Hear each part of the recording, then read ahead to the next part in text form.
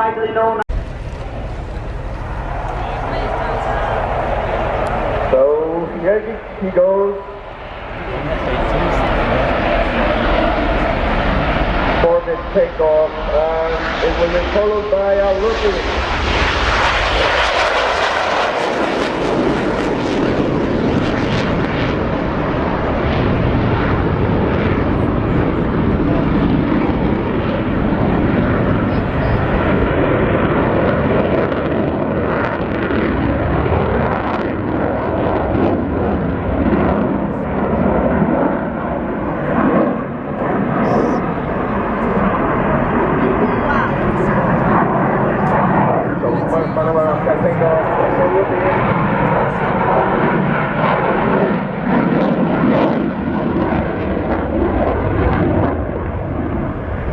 And now he will follow with a maneuver as beautiful as dangerous.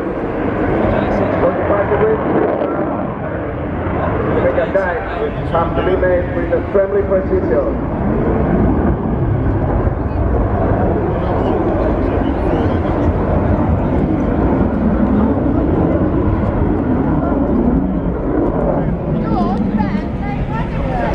Now we are about to see the inverted flight situation of indication, no more than 10 seconds allowed.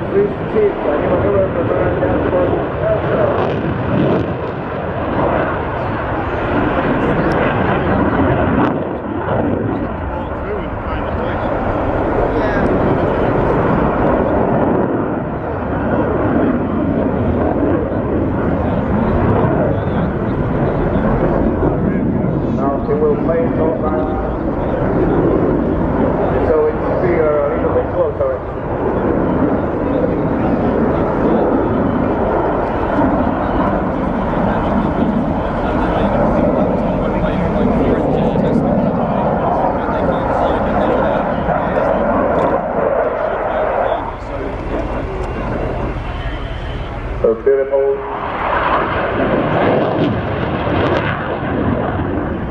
What we are about to see now is the square looping, one of the few aircraft in the world capable of doing this fantastic maneuver.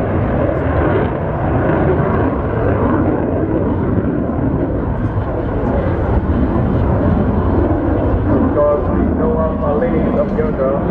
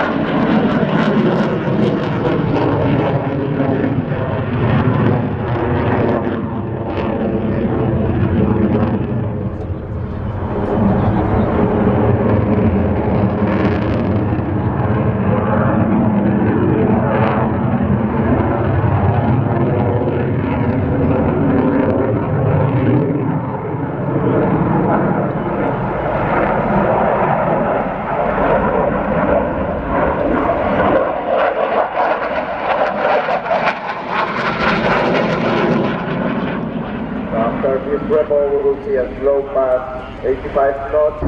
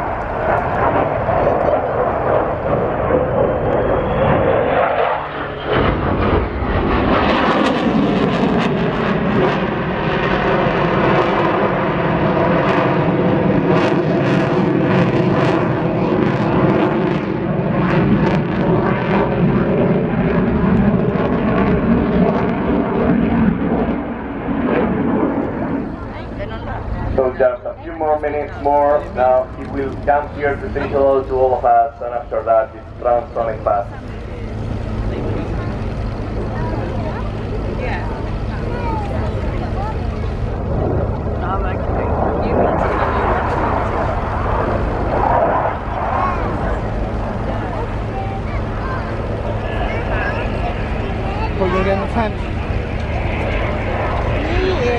Just to Captain Daniel Carmona.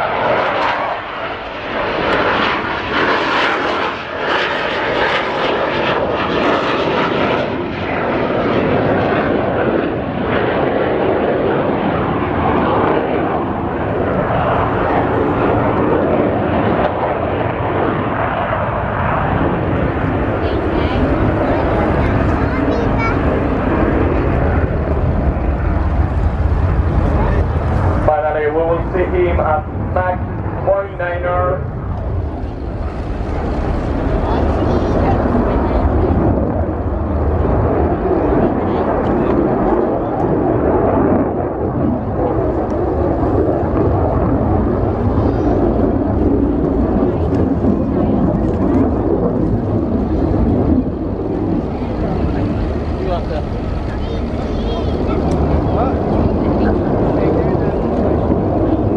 Captain Carmona for the last pass.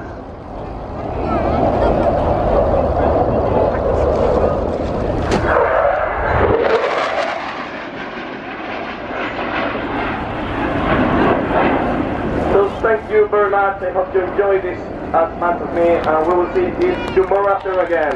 See that amongst many other aircraft of all sizes on static display throughout the weekend here. But a big welcome to Bahrain, the latest participating nation at the Air Tattoo.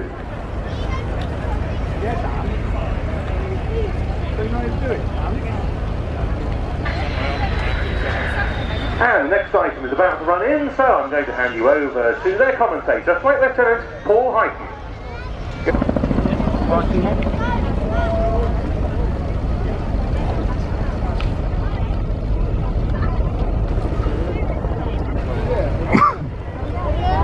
And here they go, ladies and gentlemen. I'll give you the 2022 Chinook display.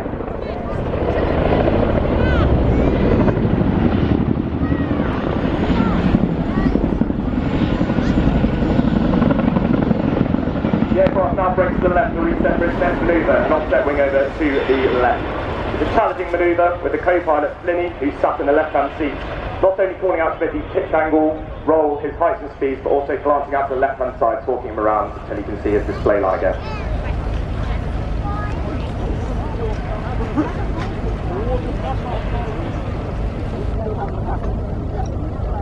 He's a training captain and has operated in Afghanistan, Mali, Falklands and Europe, amongst many others.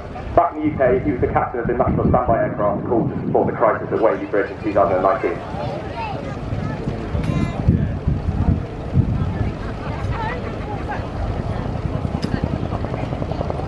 The aircraft now setting itself up for the famous roller coaster where the aircraft will be pitched up to 50 degrees and then back down to 50 degrees nose down twice.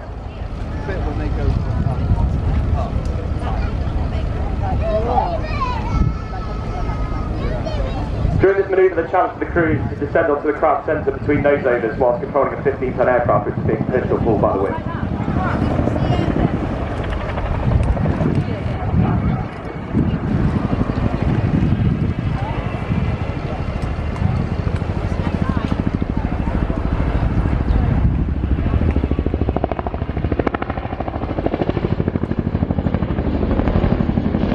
In the cockpit today, flight attendant Simon Spin, one of our chief plane co-pilots in the season.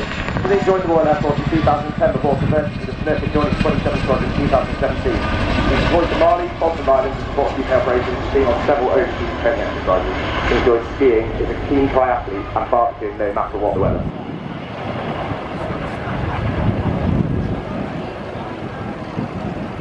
The aircraft now moves away to our right and pulls up by 30 degrees into an offset right-hand wing over. The crew are going to be running in from the right for a solo nose over. This manoeuvre is more difficult in this direction as Schmidt can no longer see the crowd line to judge his spacing, so is totally reliant on Flinny's direction for accuracy. Nose over, Delta. And now we'll probably be able to listen to the crews as they conduct the nose over. Good eye, good speed.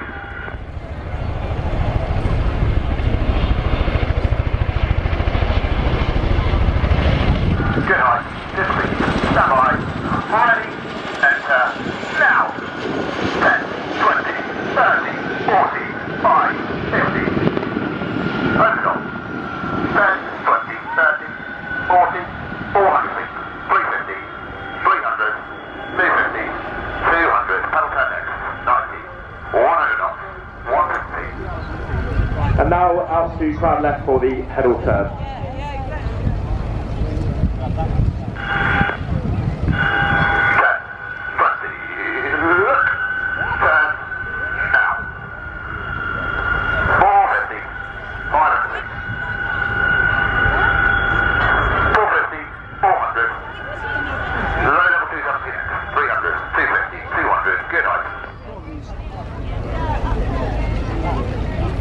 As the aircraft passes this time, Schmitty, who's in the right-hand seat, has a full view of everyone, so please give him a big wave. This display today demonstrates how surprisingly manoeuvrable this large helicopter is. Most of the manoeuvres are born out of real tactical skills employed in operations around the world. During these manoeuvres, the co-pilot sergeant constantly conducts around the cockpit, expecting the aircraft performance and monitoring aircraft speed, pitch, roll parameters, and height for laying and Schmitty so he can remain high down. As the aircraft moves away to crowd right, the aircraft is about to complete what we believe to be one of our most impressive frontline manoeuvres, the nose-down quick stop. This allows the pilots to decelerate rapidly and turn on the sixpence, allowing the crew to land quickly to support troops in need of assistance.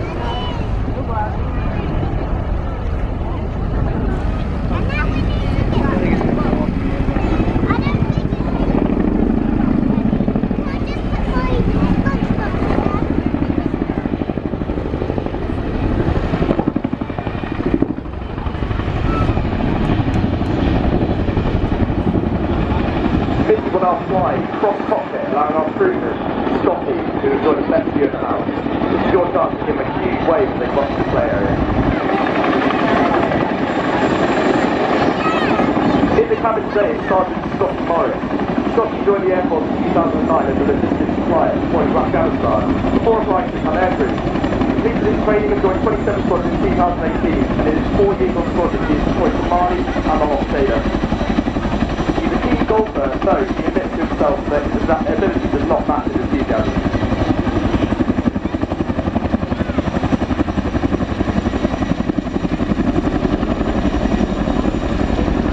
The Chinook has been continually used by the Air Force as a battlefield helicopter for over 40 years.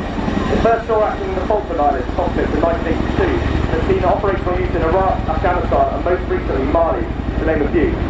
Heavy lift capability combined with power, speed and agility ensure that even during the hottest summers and darkest nights, the force always completes its mission.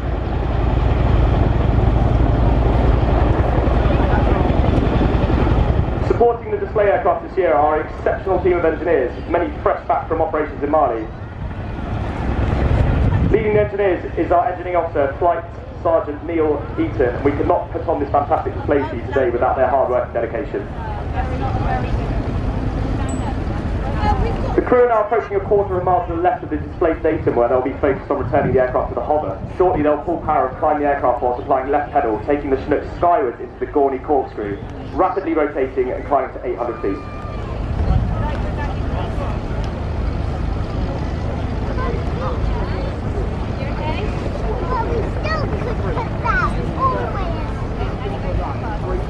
And here they go. The Gorney corkscrew came from the Chinook force time in Bosnia. It means that the crew can protect themselves from all directions whilst departing landing sites at the bottom of the steep valley.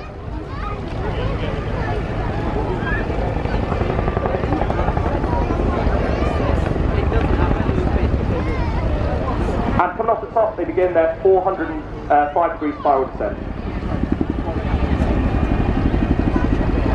Everyone at 27 Squadron are extremely proud to be bringing you the 2022 Chinook display.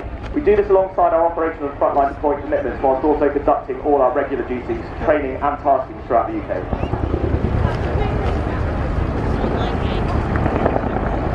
The aircraft is now running back in towards the crowd before braking to the right at high speed. This is most likely time to hear our famous blade slapper to enjoy the full force of the Chinook. I had some for sale.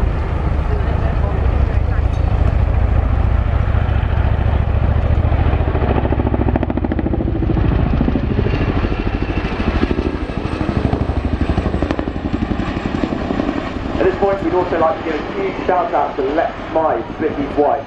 Thank you for all your support you show us on this football.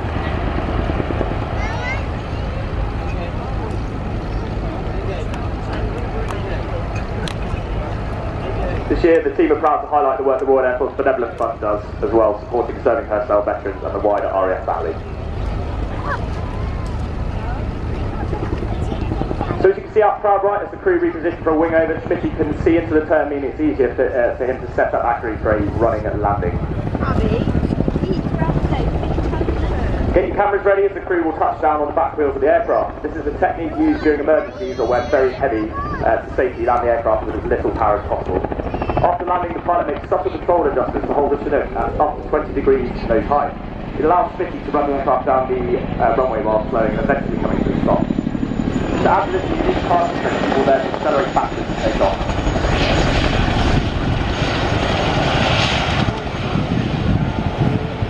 Before departing backwards in an over-the-shoulder departure.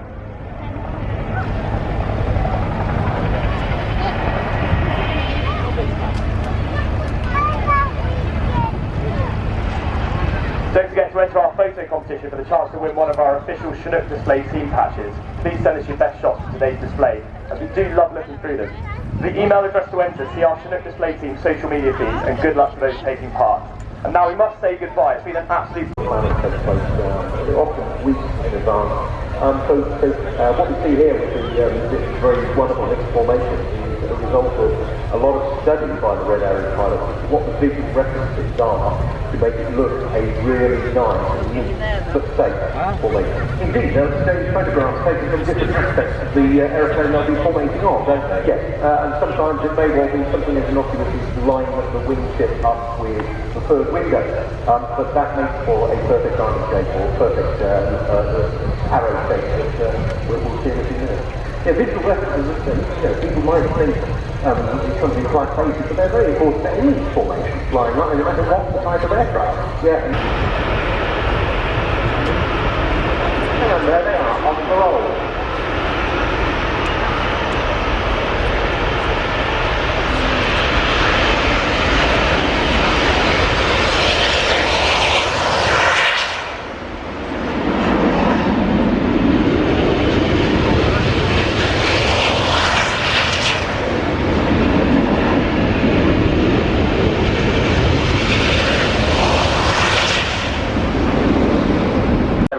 Meters, which was what the design spec was for in the aircraft in the first place. Yes, and it does so without the sort of sound and fury that used to accompany a Vigan doing likewise, which was fantastically spectacular. Thrust reverse, yes, parachutes and so on. But the RIAT, truly multi-role aircraft, the J standing for air-to-air, the A standing for air-to-air.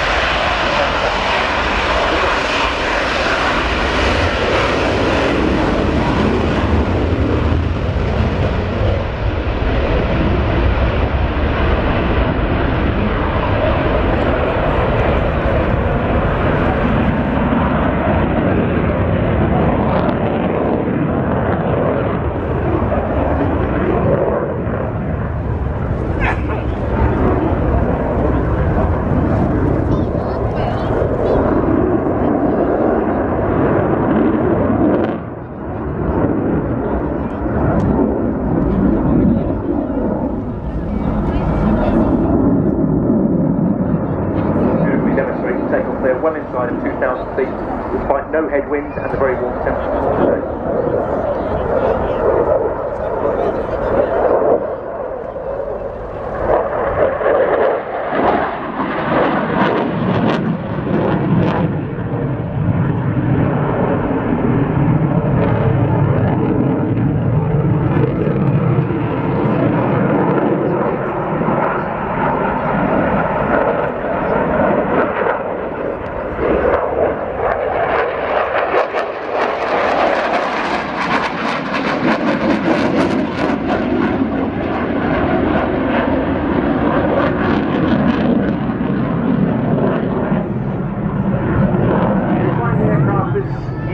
Is Major Henrik Björling, call sign Sunshine, for 14 years, and it's his 6th season as a display pilot on time.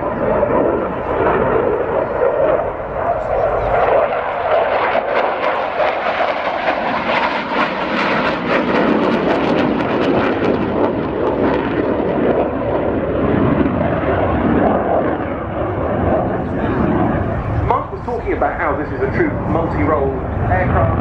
It really is. A pilot can switch between different missions in the course of the same sortie just by the push of a simple button, and of course it's able to perform multiple roles simultaneously. You can rearm a Gripen in just 10 minutes between air-to-air missions.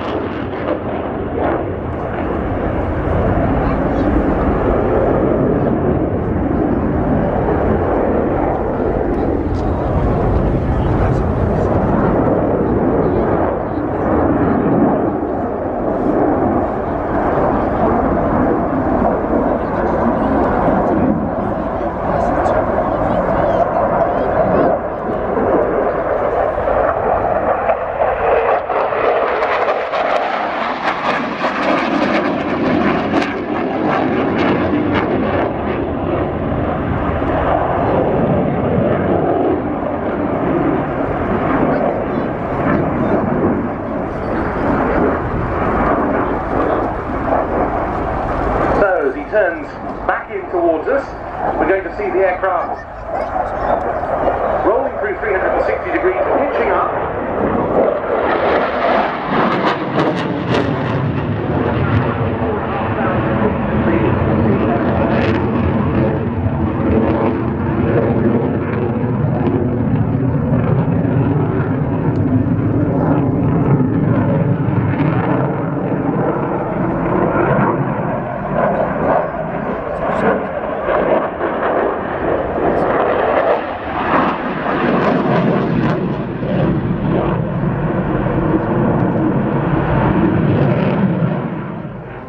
A beautifully executed barrel roll with the engine coming back to idle now, the speed trickling back to about 100 knots as he positions for a 300-foot slow speed high AOA flight path. High AOA mark meaning angle of attack, so the difference between where the nose is pointing and the trajectory of the aircraft, and it will be beautifully demonstrated by these smoke pods. So just look at the difference where the smoke is going in comparison to where the nose is, and that is the angle of attack.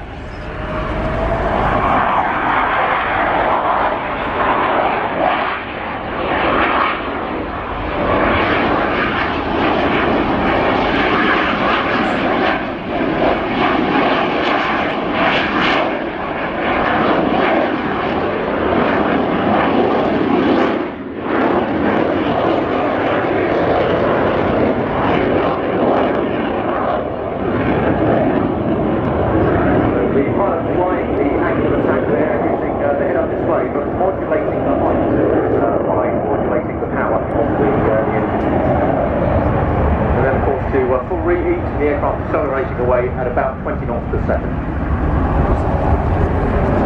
We'll see the power available around 18,100 pounds of thrust with afterburner from the single Volvo Aero RM12 turbofan engine here, because he's pulling into a slow speed loop, and that will be followed by an inverted turn. Now this mark is very uncomfortable for the pilot because of the negative G being induced. Why is that? Yeah, it's not just the fact that he's hanging upside down, but he's also pushing around the outside of the turn at the same time. So around about -3 in that turn, incredibly uncomfortable.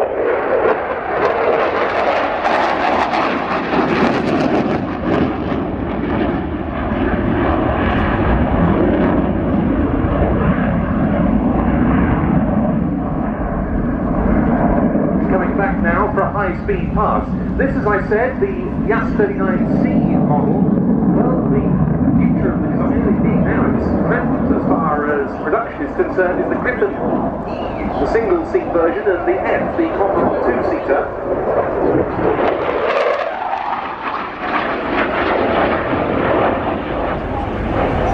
The E-model entered service with the Swedish Air Force in December 2021 and with the Brazilian Air Force, one of the Gripen's several export customers, this April.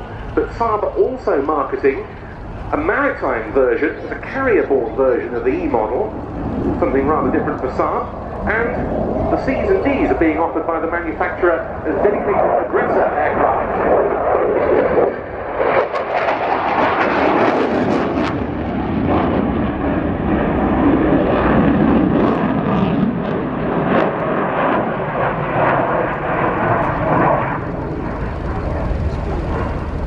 That adversary role is something that's becoming increasingly important these days, isn't it? And we're seeing ever more modern jets, such as even F-16s in civilian hands, with top acers, who are represented here in the static with their beautiful A4N Skyhawk, performing that role.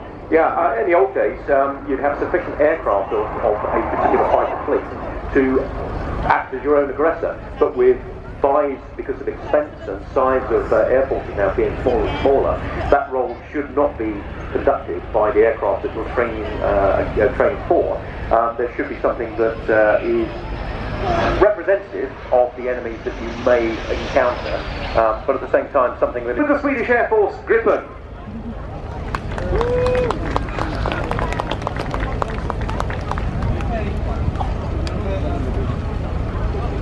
There'll be no better combination of aircraft to fly in salute than this. Running in now from the right, the Union Jack Airbus Voyager Vespina with the Royal Air Force aerobatic team, the Red Arrows.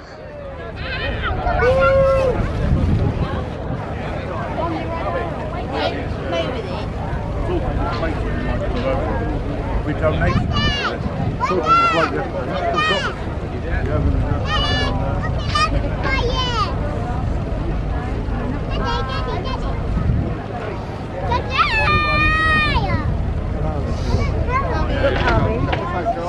Abby, come to Nanny in a minute.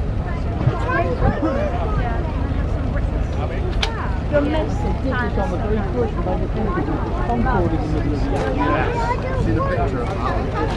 Oh, sorry.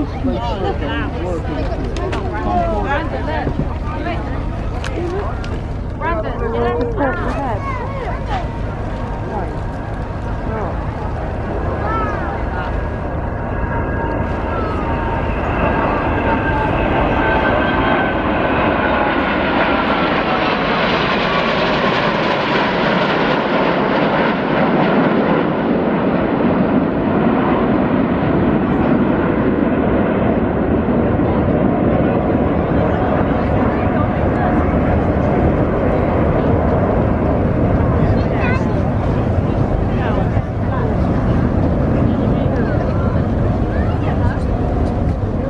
So, with our Jubilee salute complete, it's time for a further illustration of the best of British, and here to describe it is Squadron Leader Graham Muscat, Red 10. Aerobatic team, the Red Arrows!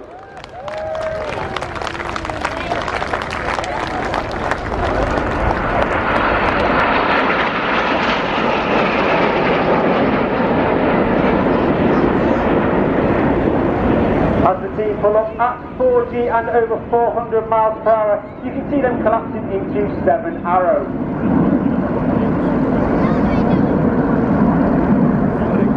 As they reach the peak of their loop, it's approximately 5,500 feet and they will slow to 150 miles per hour.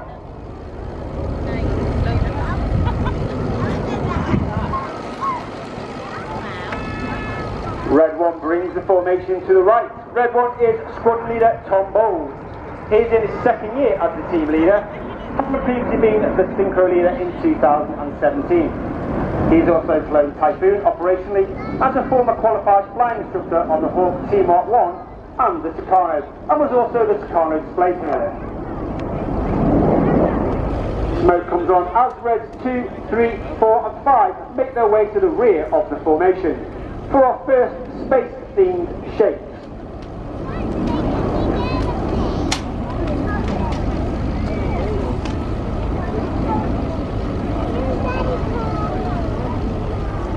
As the formation move around to the right, get your cameras ready for the shuttle roll.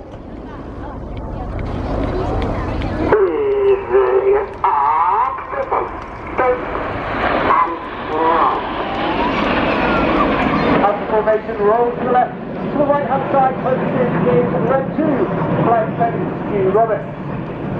He's in his first year on the team, having previously flown Typhoon with 11 and 12 squadrons at RIAT Coventry. His opposite number on the left hand side posted is Red 3, Flight Attendant Patrick Kershaw, known as Paddy. Paddy is a former Tornado GR4 pilot and has also flown Typhoon with 11 and 12 squadrons at RIAT Coventry.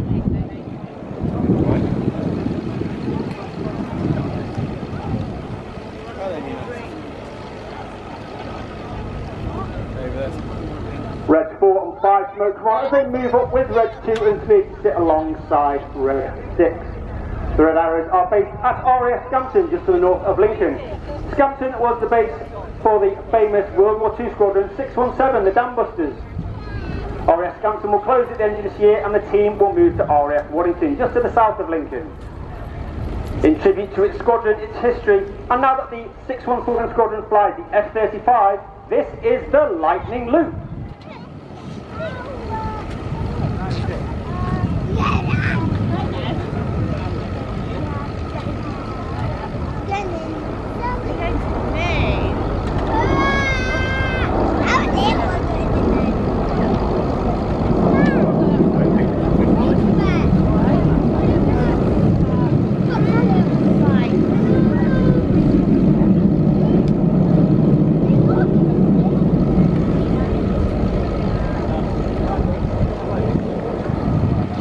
Formation bends to the left. On the far right hand side is Red 4 squadron leader John Bond, known as Bondy.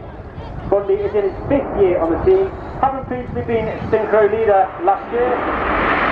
He has flown Typhoon operationally and he is also a former qualified flying instructor on the Tucano, and he was the Tucano display pilot in 2012.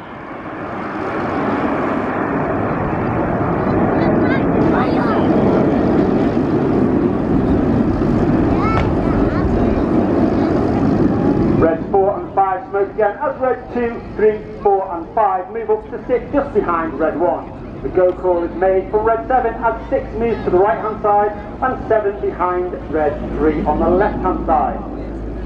This is all while Red 1 continues to bend the formation around to the right at 3G, making the move even more difficult. Once again, get your cameras ready for the Phoenix roll.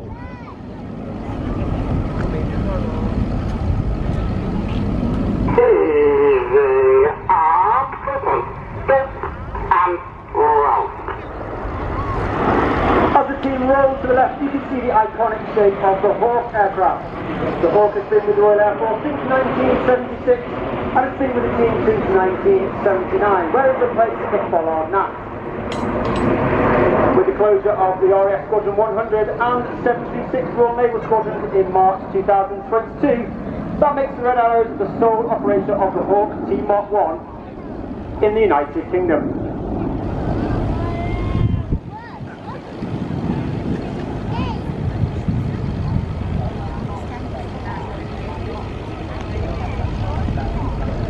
Once again, 4 and 5 put their smoke on as they move their way to the rear of the formation. The Royal Air Force is constantly trying to adapt and develop its capabilities. And on the 1st of April 2021, UK Space Command was formed as the Royal Air Force acknowledged that space plays an important part in all military operations of air, land, maritime and cyber domains.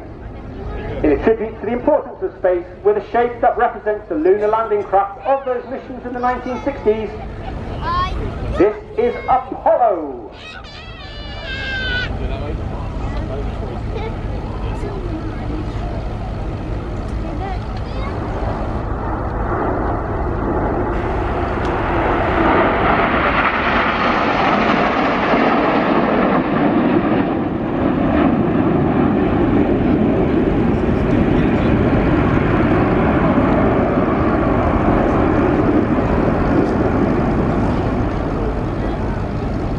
Of the Red Arrows is Eclat, which means excellence, and that means every personnel of the squadron from the top all the way down to the bottom is striving for excellence in everything that they do.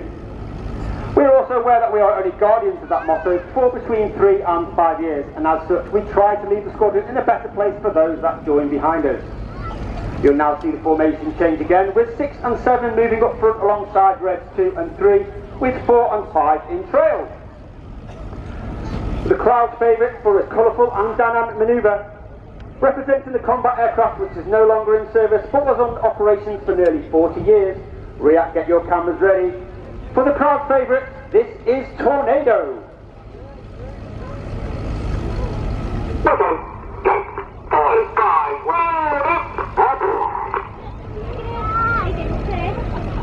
The aboard call is made by Red 4 as Reds 4 and 5 roll around the smoke of the rest of the formation.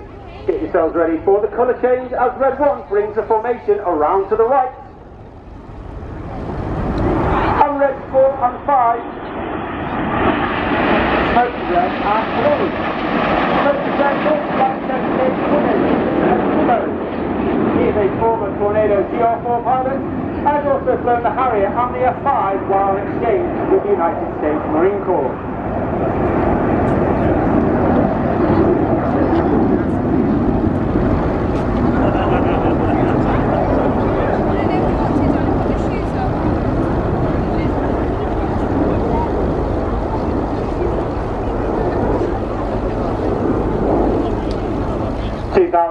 Is an important year for the United Kingdom and the Commonwealth as Her Majesty the Queen celebrates 70 years on the throne.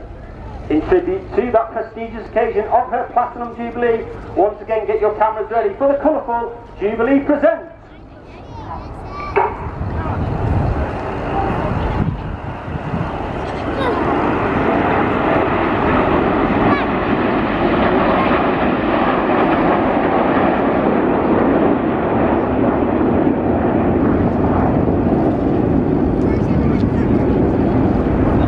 There are 9 pilots on the team, but the squadron consists of over 120 personnel. Over 100 of them are the support personnel of engineers, administrators, logisticians, public relations and operations, and they are known as the Blues due to the colour of their overalls. Within those Blues are a special set of people called the Circus, and they are the 10 individuals who are specially selected to fly in the back of our aircraft in between displays where we cannot take a full engineering complement. As we come to the end of our first half, you'll see the team will now split down into 2 halves. We have Reds 1 through 5 are now known as Enid, after Enid Blyton's famous 5 from the children's series books. And Reds 6 and 7 as the synchro pair, led by Red 6, the synchro leader. The second half of the show will show the agility of the Hawk and the skill of the pilot as we go into a more fast and dynamic part of the show. Look directly to your front as the team roll out with Enid on top and the synchro just below. Once again, get your cameras ready for the detonator.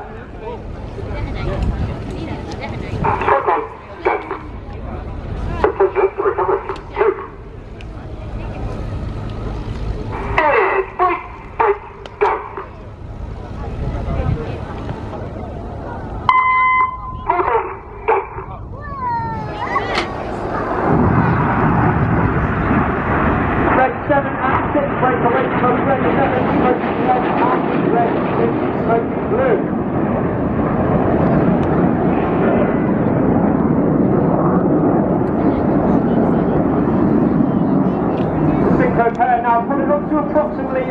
1,000 feet, before they come round and dive down to 100 feet and will have a closing speed of over 700 miles per hour.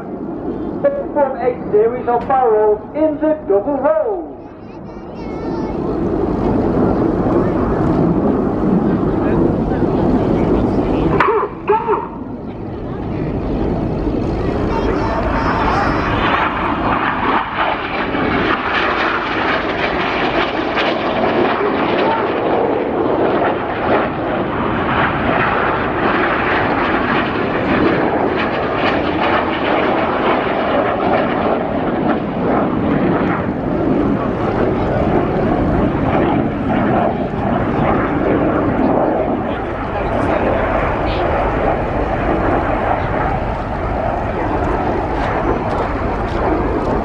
And look to your front right 45. How you see Enid formation starts pull up. They change the colour to the smoke as they perform a series of barrel rolls through the sky, leaving a snake-like smoke trail in the sky. This is a manoeuvre we like to call the Typhoon.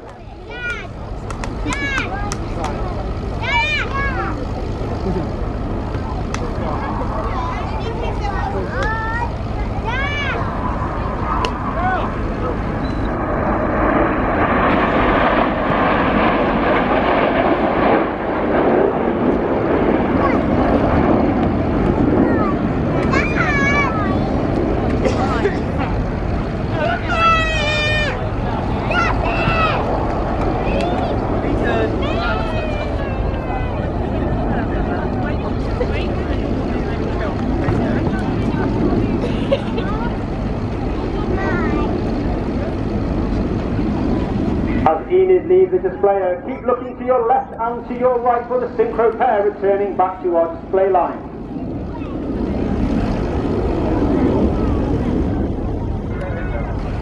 Once again, at 100 feet with a closing speed of over 700 miles per hour, they will do a series of passes before pulling 5G in a manoeuvre we like to call the boomerang.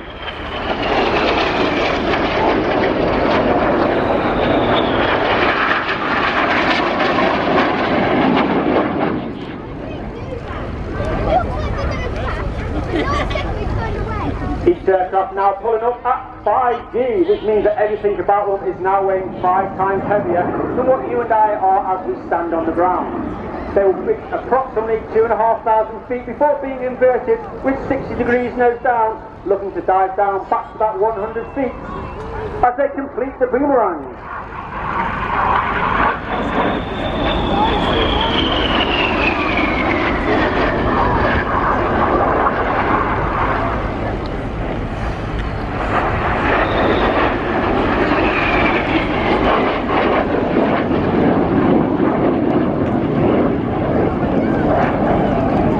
Your left-hand side now, and you'll see Enid running back in, smoking white.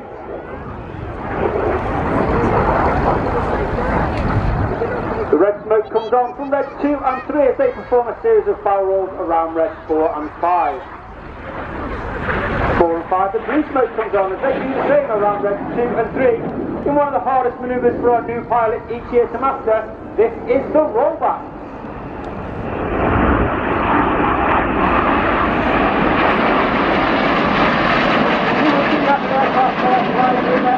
Which is the small door underneath the aircraft. This allows them to have a higher power setting on the aircraft, makes a hotter gas temperature at the exhaust, and also makes the colour a lot more brighter. But once again, coming in from the right hand side, you can see the synchro pair with red 7 in trail on red 6.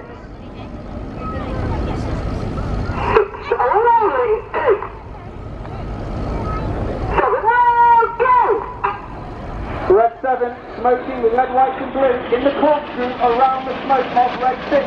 Red 7 is Flight 10 James Turner, known as JT. He is a previously qualified Typhoon pilot and also a Hawk T1 qualified flying instructor.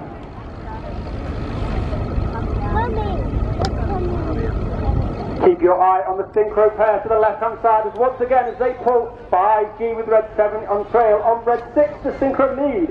Red 6 is squad leader Gregor Oxton. He is in his 4th year on the team, having previously flown Harrier and Typhoon operationally, as well as being a former qualified flying instructor on the Hawk T-Mark II and the Tucano. As he smokes blue and he pulls hard towards the left-hand side, look to your front right, you'll see Enid in an inverted V. Once again, get your cameras ready for the double goose.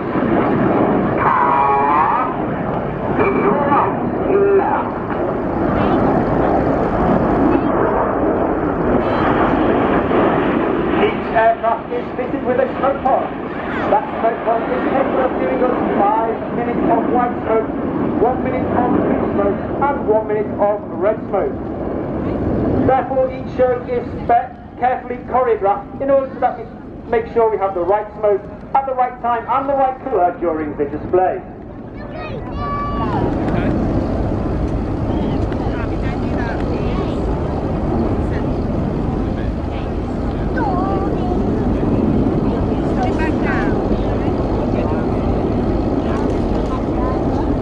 As Enid leaves the display, look directly to your front and you will see the synchro pair come towards us with their nose lights on. They pull up with once again red 7 in trail on red 6. Get your cameras ready for the crowd's favourite, the synchro half. You see the heart? Ferreros would like to dedicate today's heart to all our wives, partners, friends and family who are attending RIAT today with us. And Red 2, Flight Centre Stu Roberts would like to dedicate today's heart to his wife Angela on their first wedding anniversary. RIAT give the synchro pair a round of applause for a wonderful heart over the skies of RIAT.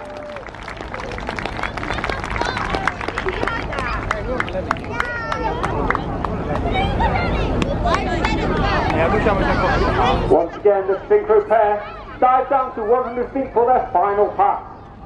In a manoeuvre which was staged by a viewer of the One Show in 2020, this is Crossbow.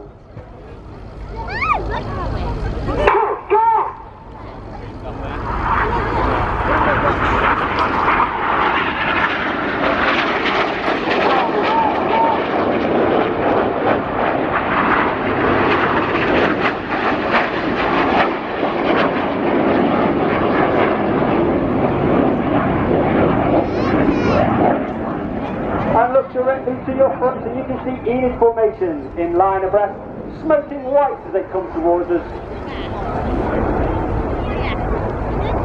Red 1 smokes red as he performs a series of barrel rolls around the rest of the formation, leaving the infinity symbol in the sky for the infinity break. Well, RIAT, it has been an honour and a pleasure to perform for you. Please put your hands together for the 2022 Royal Air Force Aerobatic Team, the Red Arrows!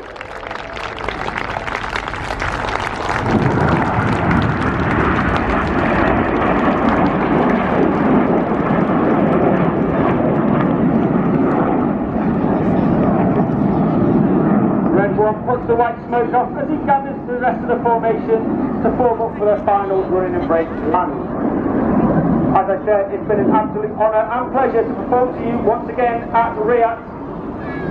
If you'd like any more information about Red Arrows, we are on the internet, raf.mod.uk/Red Arrows.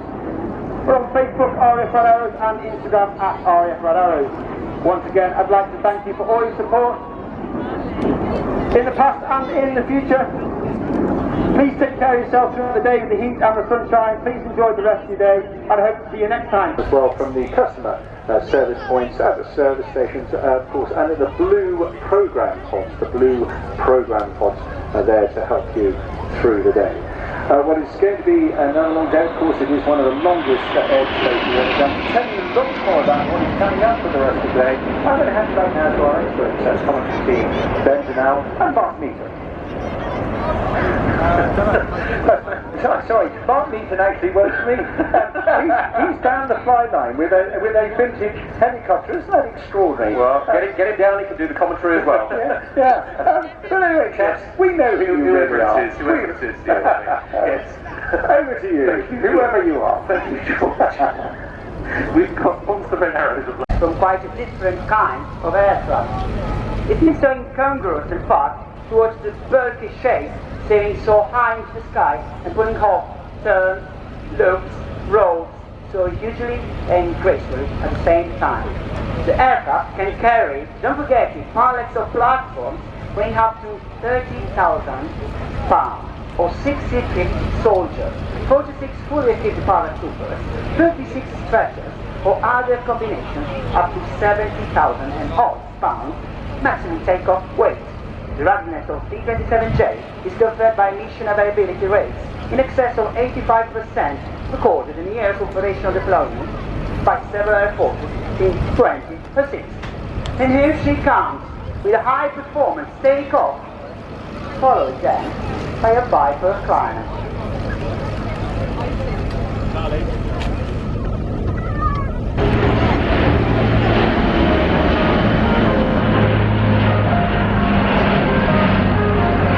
She's engaging a S-shaped maneuver, that's why the usual install rate is a little and a half knots per turn, and Viper climb.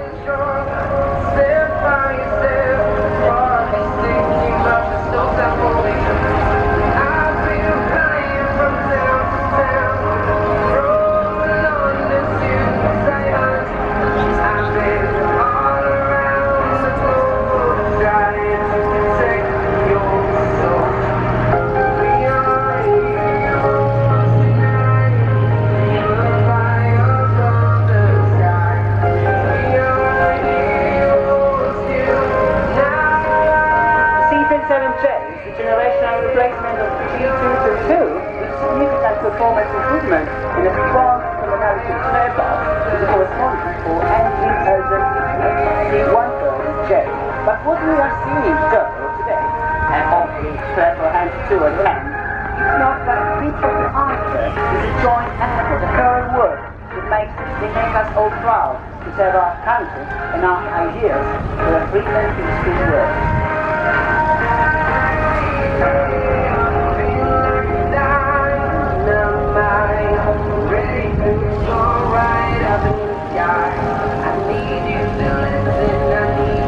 The president became a must here at the Royal International Institute since 2011, and now she's coming up in front of us to perform a wonderful dairy turn.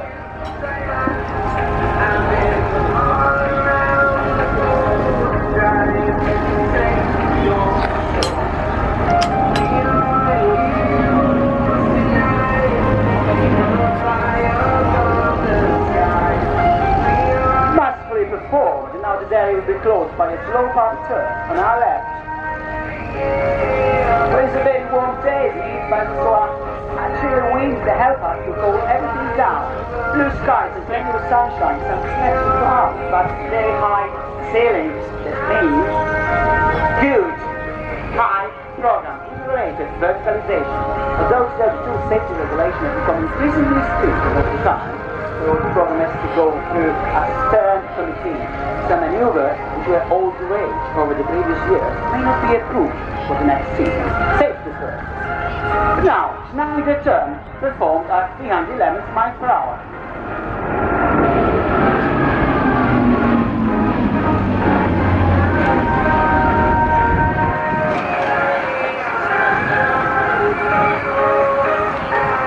She's not leaving the center of the display line to complete the 360.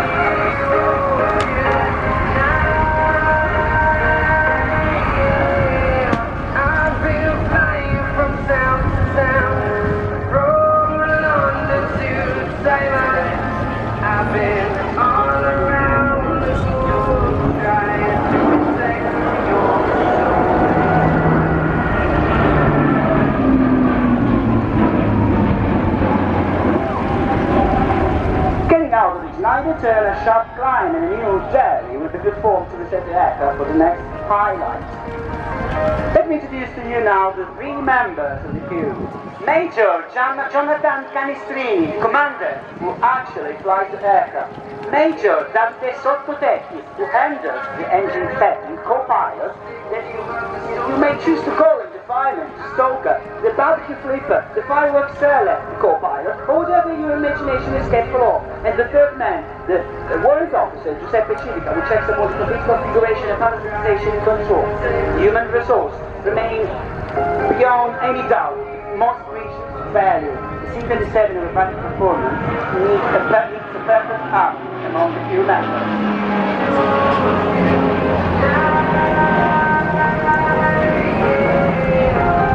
And what a perfect tree we have seen, a complete turn on a horizontal axis at a constant speed of 265 miles per hour.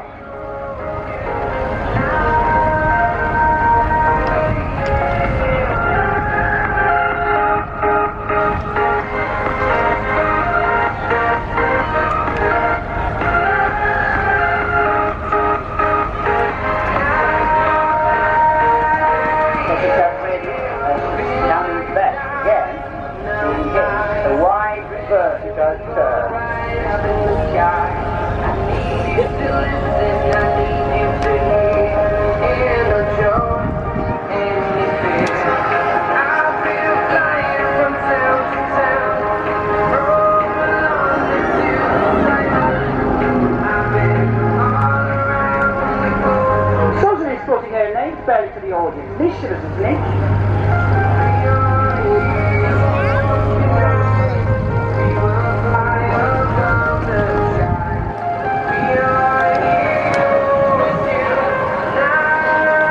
Well, it's scientifically impossible for a bumblebee to fly, wrote the Swiss scientist Antoine Magnan in a scientific publication in 1934. Similarly, in their own way, the C-27J challenged the law of aerodynamics and reminds us that our personal limits extend far beyond the lack of imagination our biases are capable of.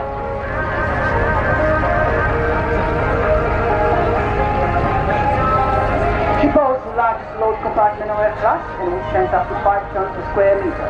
The extreme versatility allows different payload configurations. The aircraft can also collect people in distress or wounded, thanks to her ability to contribute the cargo carry with several standard stretches for rapid medical rotation. She can also be employed for biomedical containment, namely to transport patients suffering from highly contagious infectious diseases, pressing issues that made the C-27J a formidable ally in the fight against COVID-19 pandemic. The crew is proposing now a low-speed turn in dirty flight with cargo door wide open.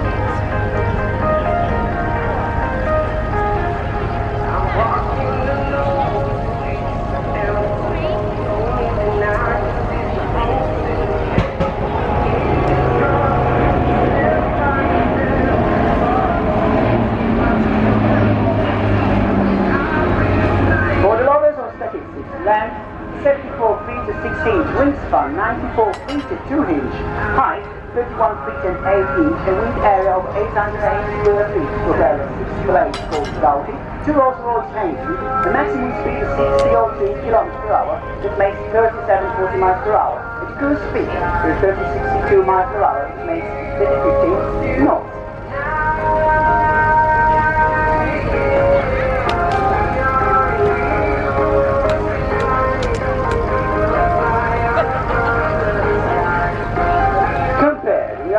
Transport aircraft in air class, the C-27J has the best descent, climb rate, 4,000 and 2,500 feet per minute, and can also perform rigid tactical maneuvers, minimizing their approach phase and reaching a safe altitude in the fastest possible way in a high-threat scenario. Well, case in point, starting from 2,000 feet of altitude, the Spartan was tilting off 35 degrees in a funny way.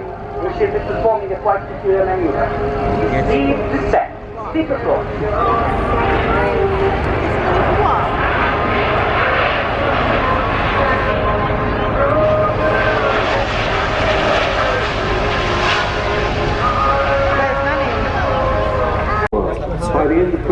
2023. The fleet of 6 aircraft will be complete. On the bank. This aircraft is coming in directly from the Airbus factory airfield at Toulouse in France, and it's in the hands of a British captain, Anthony Flynn, who we've seen here displaying the A400M for us on several previous occasions. 4,000 kilometre or 2,485 mile range at maximum payload. This aircraft is 7 metres longer and 4 metres wider than the A300 based Beluga. It results in a 30% greater capacity per aircraft. This is the Airbus A330 743L, otherwise known as the Beluga XL. Have a good day, mate. Hi guys.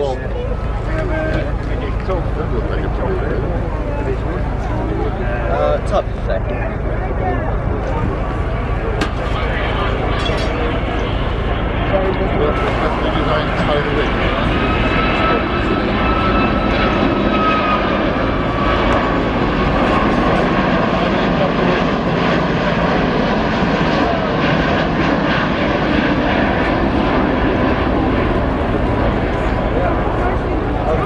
There's a bigger one called the Anthony.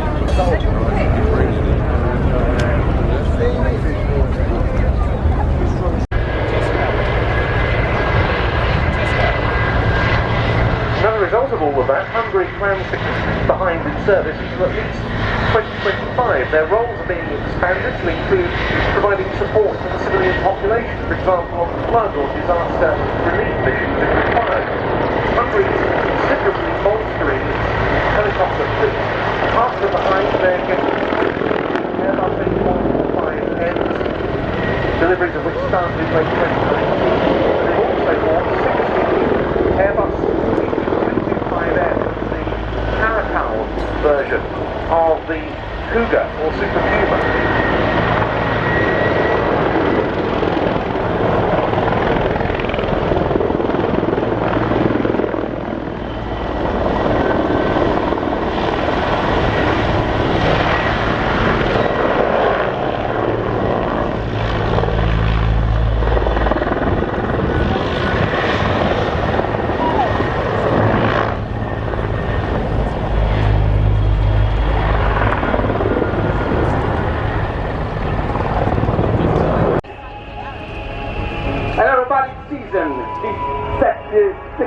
Aerobatic season for Frecce Tricolori along the path that will lead our Air Force to the celebration for its first century of life on March the 28th, 2023. Okay. Release. This is the thrust setting the order by the leader and the acceleration during the take-off drop.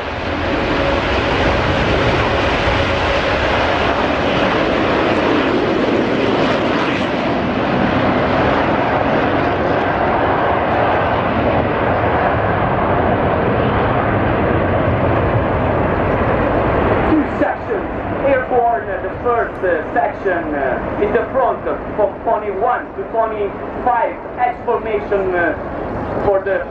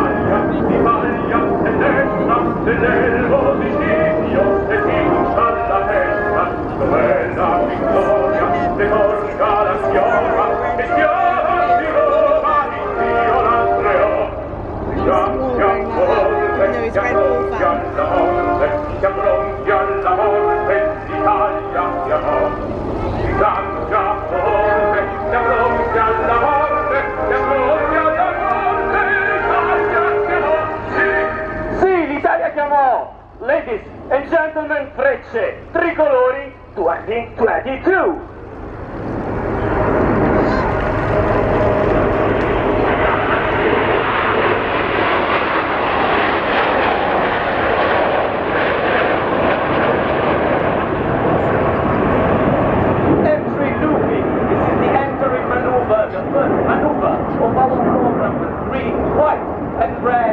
Giant triangle configuration for the 10 MP339, 4,000 feet above the ground now. This is the only maneuver where all 10 MP339 are within the formation. The giant triangle diving to gain speed and will be slightly turning to the right. The next will be the first and only separation where the formation is going to split into sections. Triangle now turning to the right and slowly taking the shape of a rock, the well-known diamond of Frecce Tricolori. At the edge of the diamond, the formation leader, pony number 1, Major Pierluigi Raspa in the very center of the diamond, pony number 6, the first block, Major Franco Paolo Marocco, as a tail in the back of the diamond, our solo pony number 10. White smokes on and let go up by the voice of the pony number 1 addressed to his wingman. This week will be the great separation of the Marvioli.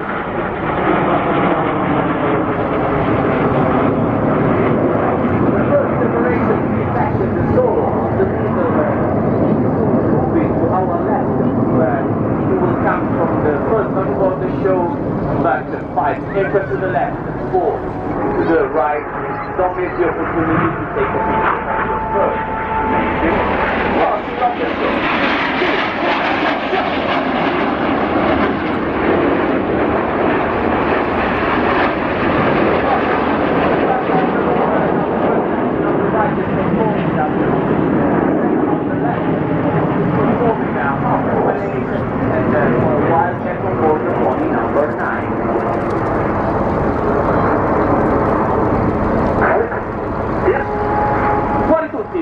By the voice of pony number 9, the second slot of the formation, the section open.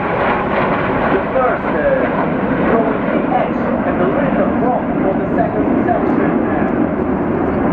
Ready to chase the fight ahead and complete the first rejoin of the show formation. Leading to the right to the first rejoin. This 25 minutes amazing fight, but let's look to the solo and come with him. 1, night flight. 2, inverted. 3, night flight again, and 4, so steady with 90 degrees. Rolls along longitudinal axis, performing this spectacular roll in 4 strokes. And after a roll by the solo pony number 1, coming from our right, is going to show how to perform a roll with 9 aircraft.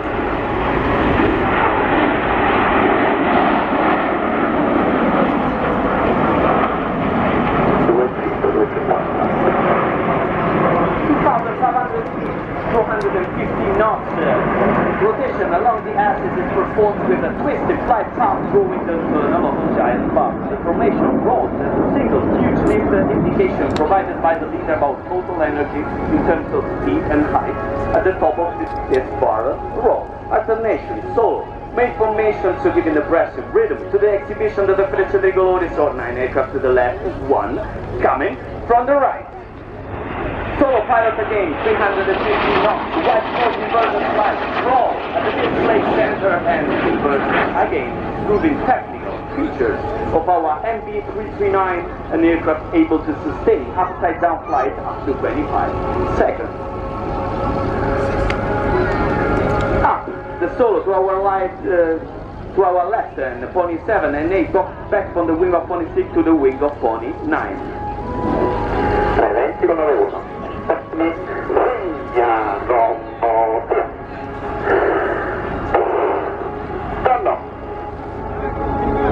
The maneuver of the front roll, narrated by the voice of Major Raspa, pony number 1, green, white, red, and then Apollo 3, 1, 3. because the section separates that two lunar modules. Aerobatic training school. The official denomination of our team, where 100 people, officers, and NCOs are on duty every day to make this amazing flight possible. Second section should be back from Little Swan with the road with the advance of 27 and 8 and will be another rejoin for the formation from the left. Again, the solo comes with this series of rolls. 1, 2, 3, 4, 5, and 6. 6 don't all in sequence, rotating around the axis at about 120 degrees per second. Roll, rate. So, leading to the right main formation, straight in front of us. Now, splitting in two sections and preparing for the maneuver, symbol of passion of all women and men of the Italian Air Force. We are one of the few teams performing this maneuver from the bottom to top. This will be the heart of the Frecce Tricolori as a tradition. This figure is accompanied by this renowned song by Andrea Bocelli.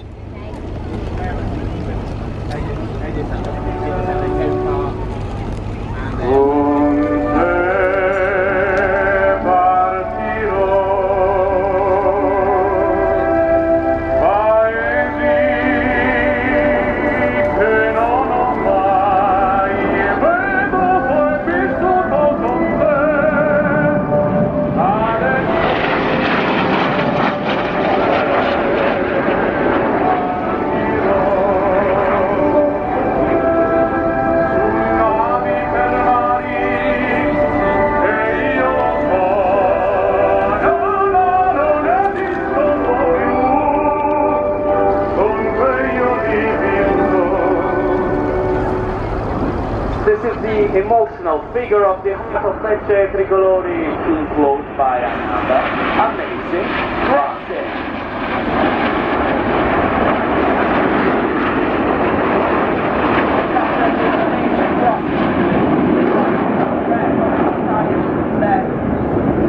The crossing of the part of Frecce Tricolori once again, solo pilot is going to come from the left and he will present us his highest load factor maneuver, full throttle, and a roll while entering this 7G Schneider above our F-16 everything is 7 times his weight. 360 degrees turn, it draws a perfect circle with the white smoke. Then will be an inversion just in front of us. Now, and the negative full minus 2 G's for an absolute very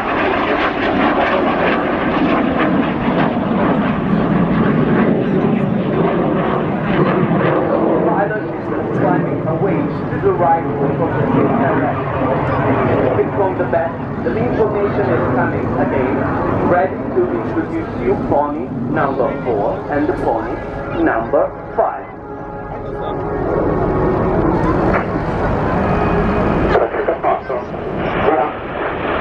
Pony number 4, Captain Captain pony number 5, Captain for them was wrong symmetrically and repositioning the second at the left onto the formation. In a line, growing this amazing chalice shape. Wine out of a good Italian wine chalice now up 4,000 feet over our heads. Now diving down to close this looping in chalice shape. 4,000 feet at the top of the maneuver, ready to give once again the stage to the solo pilot. Main formation to the lower left in a while will change again its shape, but look again for the solo pilot on the right with its next maneuver, 650 kilometers per hour, 350 nautical slow, slow, high, still, maneuver exalted pilot capability variety of coordinated flight controls, stick and rudder pedals to maintain aircraft height perfectly uniform while rotating. From the left, as promised, will be another barrel roll for the 9th aircraft of the main group. This time will be a right-handed roll, performed in a configuration increasing considerably the difficulty of execution of this maneuver. The formation rotates gently around the axis, depicted by pony 1, 6, and 9 as if it were a single giant airlift along about 70 meters. This will be graceful, swan, formation, roll. And after the elegance and prettiness of the roll, the power of the next maneuver by the solo slightly to the left, 280 knots performing this negative Schneider turn. White smoke and stick, full throttle forward, he's being literally pushed out of the cockpit by about a force about 3 times his weight. Take a look at the white helmet of the pilot. Solo leaving to the right, main formation straight in front of us. That will soon transport side by side in 3 lines. The first line, pony 1 to 5, then 3, and then 1, drawing a giant inverted triangle. Green, white, and red of the Italian flag, and the giant triangle pointing up to the sky, climbing vertical. The solo pilot will dive back the smokes and then will climb, following the colors of our flag, inserting himself in the separation of the 2 sections. Ladies and gentlemen, this is the amazing opening of Arizona. An historical figure by Frecce Tricolori dedicated to a place that used to be a meeting part of the first pioneer of Italian aerobatics. 4 aircraft to the left, 5 to the right. One more time, don't miss the opportunity to take a picture to the warm hug dedicated to all of you. 3, 2, 1, shot!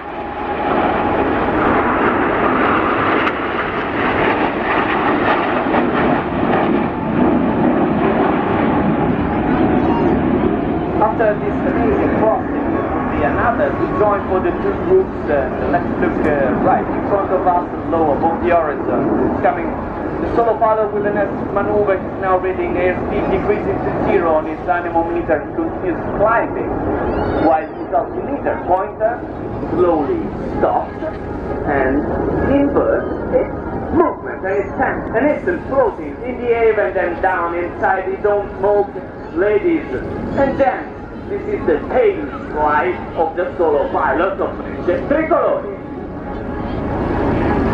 The main formation is now complete, is now repositioning straight in front of us, and now it's time to introduce the youngest maneuver of our repertoire, presented for the first time in July 2015 to celebrate our 55th aerobatic season, named a few months later during the air show celebrating our 55th anniversary.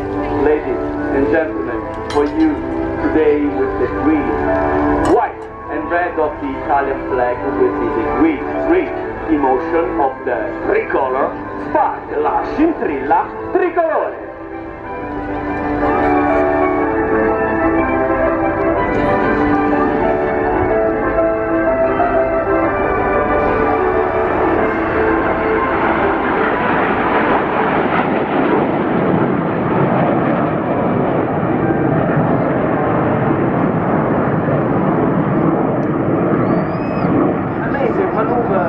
Complicated that we join following, but we look at our left, so because our solo pilot is coming again, MB339 of Frecce Tricolori, one of the few jets able to perform the next maneuver of the solo, usually reserved to prop aircraft. Once again vertical, standing up to the sky will be 2 rolls, 2 skates, and then 2 sliders.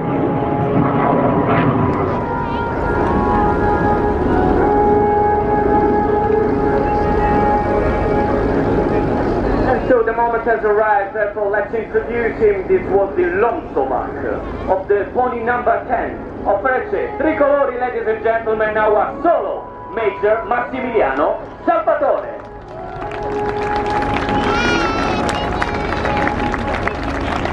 Solo pilot leaving to the right, reposition for the next maneuver, and also from the right, main position coming. Again, two will be pony 1 to 5 in a line, and so we'll enjoy this maneuver of the double tonneau after another transformation of 7, Major Mazzocoli, pony 6, Captain Federico De Cecco, moving back from the wing of pony 6 to the wing of the second lot, pony 9. Here it is the maneuver narrated by the voice of our leader.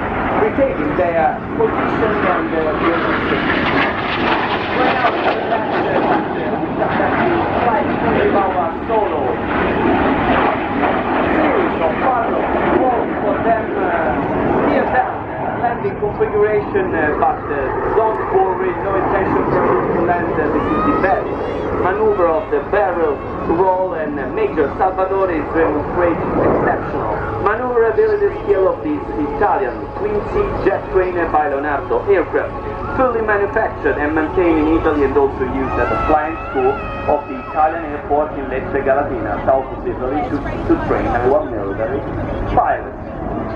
Now, the formation is going to answer one of the recurrent questions by our enthusiasts. What's the distance in flight between one aircraft and another?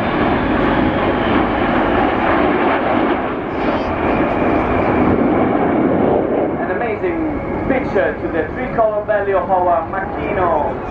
1.8, 2 meters of distance between aircraft with a flight conducted exclusively visually by the pilots of Frecce Tricolori. From the left again, the solo pilot, for what is probably the most renowned figure in his repertory, synthesis of skill handed down from pilot to pilot and technical features of the MB339. Ladies and gentlemen, this is a spectacular, crazy flight.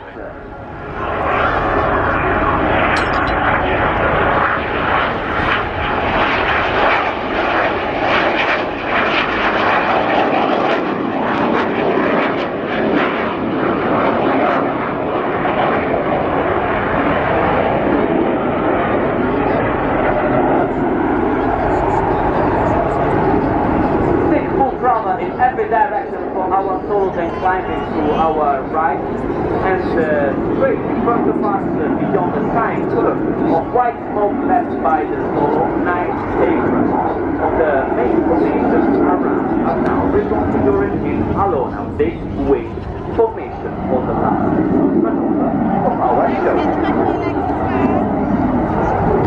This is the one by which we proudly spread the longest Italian flag in the world as a tradition, accompanied by the music of La Turandot by Puccini and by the unforgettable voice of Maestro Luciano Pavarotti. Musica!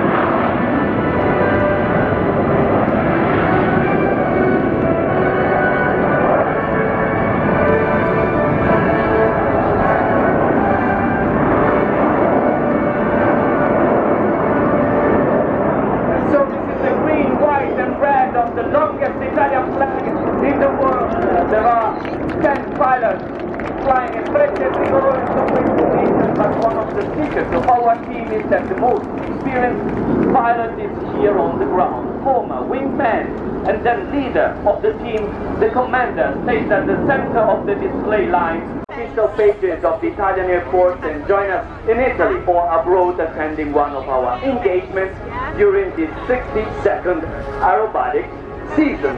That's all from us today. We thank you for your attention as we say, ciao, grazie. Well, our grateful thanks to the Frecce Tricolori. Their wonderful return, making this just such an outstanding RIAT 2022. Really first-class displays for you all day. Your attention please, just a couple of urgent messages from the police regarding some cars with engines running and doors open. One in the blue car park. It is a black BMW Alpha Hotel 07 Mike Tango. Would you please contact the police as soon as possible? And in the red car park, a grey Audi Sierra Alpha 188 November Sierra red car park and blue car park. Both those cars requiring immediate attention. Please contact the police.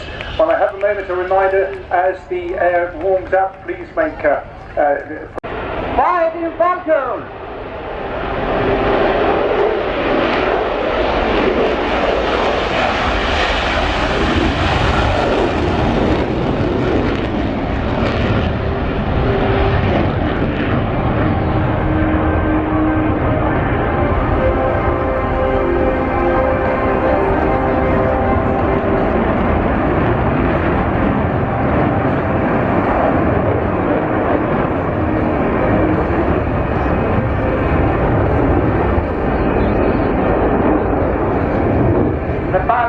Position the Falcon to perform 2-class aerobatic maneuvers. The group and the government.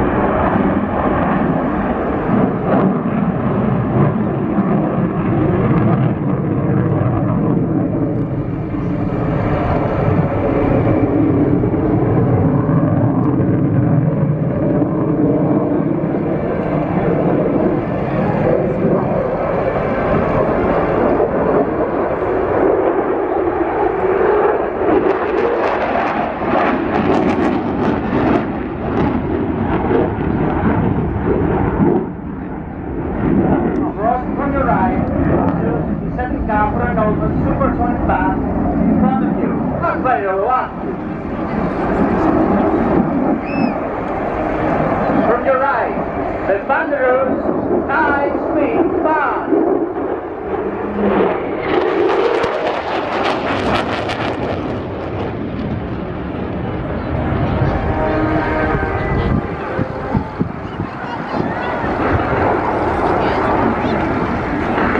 Demonstrating the Falcon's superb agility, the pilot could perform a series of failure roles.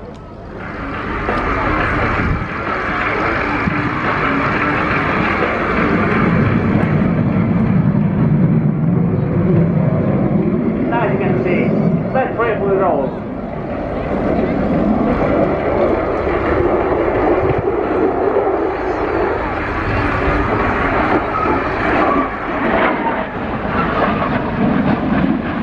As the Falcon slows down to approximately 120 knots, it will pass above the soul center at a high angle of attack, demonstrating its ability to fly in slow space.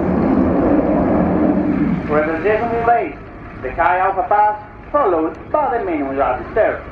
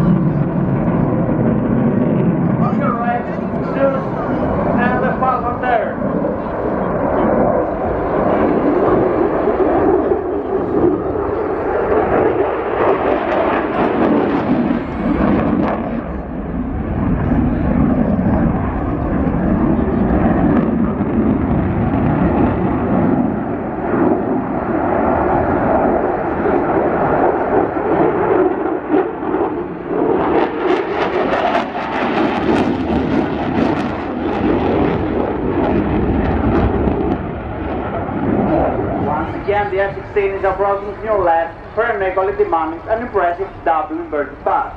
Through the maneuver, it is imperative to maintain a steady management on board to keep the aircraft at its flat and level position, while interrupted by quick roll and continue with inverted flight.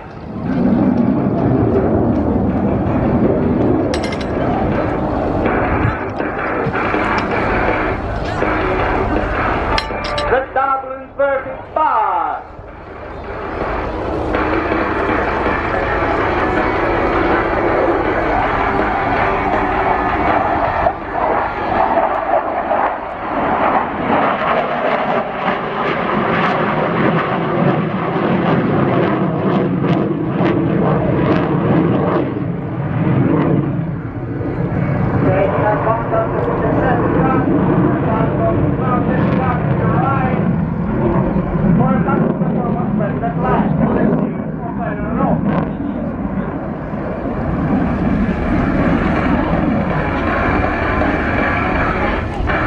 Coming from the north.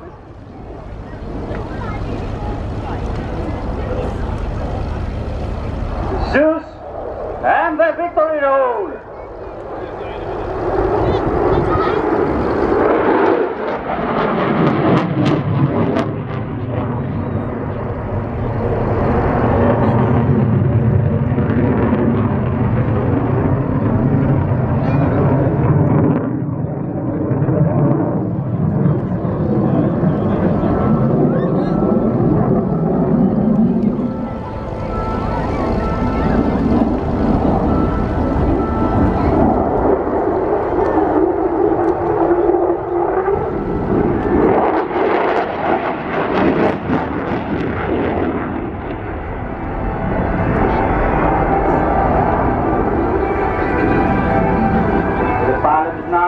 With Jack in order to continue with a knife edge pass.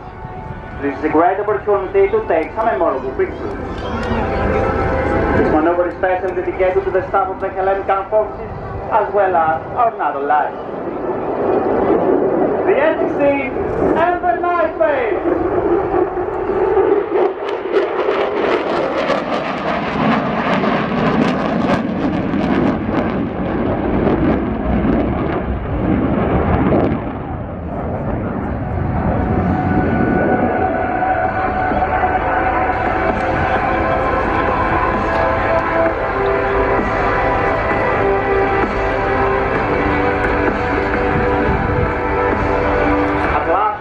Flyby from Zeus while saluting with a distinct wing roll.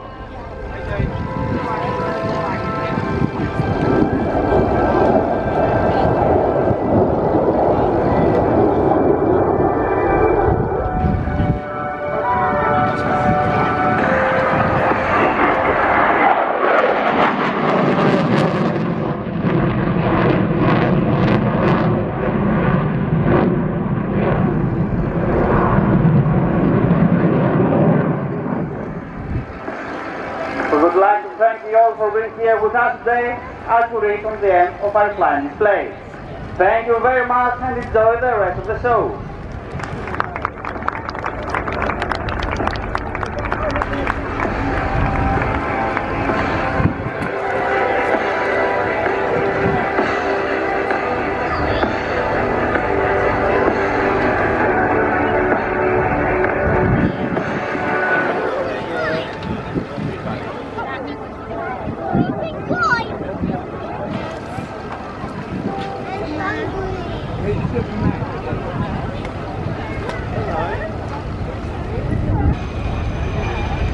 There is the demo team Zeus F-16C rolling out.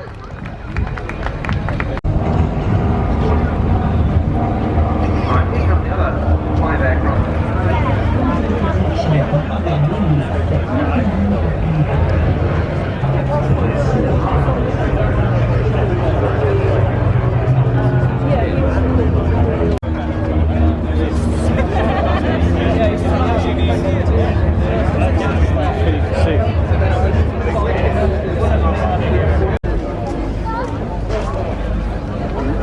There are working pairs for their landing.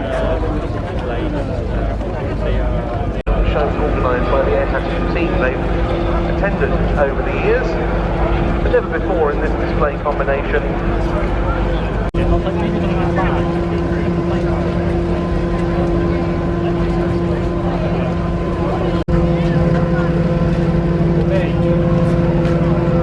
So whilst the PC9 is backtracking along the running for the lineup and airborne into the next plane, I'd just like to say a big shout out to the RIAT event since the start of the pandemic, and annually, generally, the biggest RIAT event.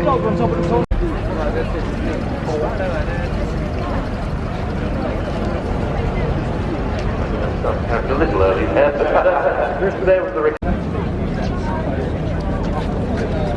Union Air Force, a very small Air Force, one of the... Next up comes the slow roll. Now, we often talk about this being one of the most difficult manoeuvres aerobatic. Union Air Force on the Pilatus PC-9M. Croatia, we saw their aerobatic team, the Krila Oluja, on the PC-9M here a few years ago. The Irish Republic will be seen.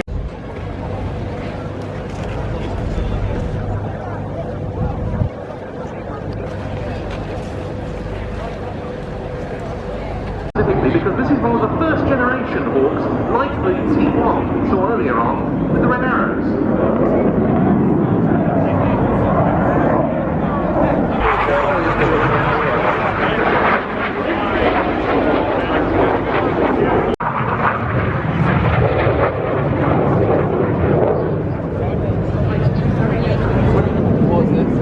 That one is the best for the future.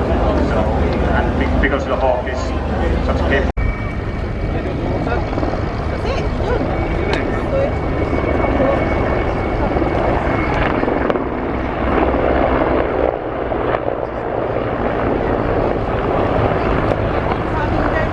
It's not actually that often to see helicopters in formation, let alone different types of helicopters in formation. So into the first manoeuvre known as the combat turn, by split and synchronised stall turns at opposite ends of the showground.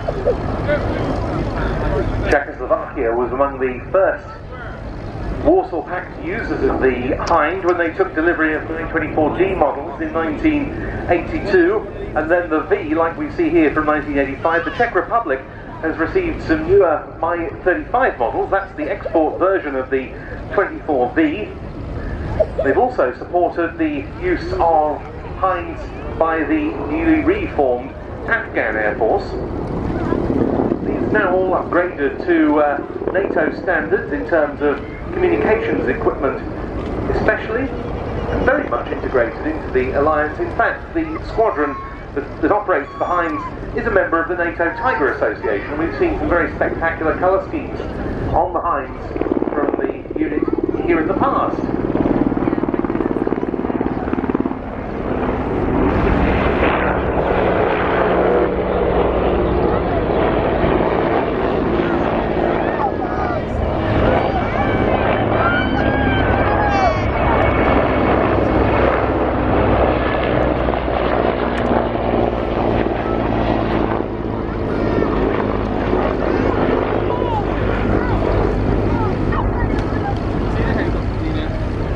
The other machine in this formation, the HIP, is part of the most successful helicopter family in terms of production run in the world. The little Mi-8 was the start of it, developed as a new turbine-powered utility helicopter for the Soviet Armed Forces. More than 70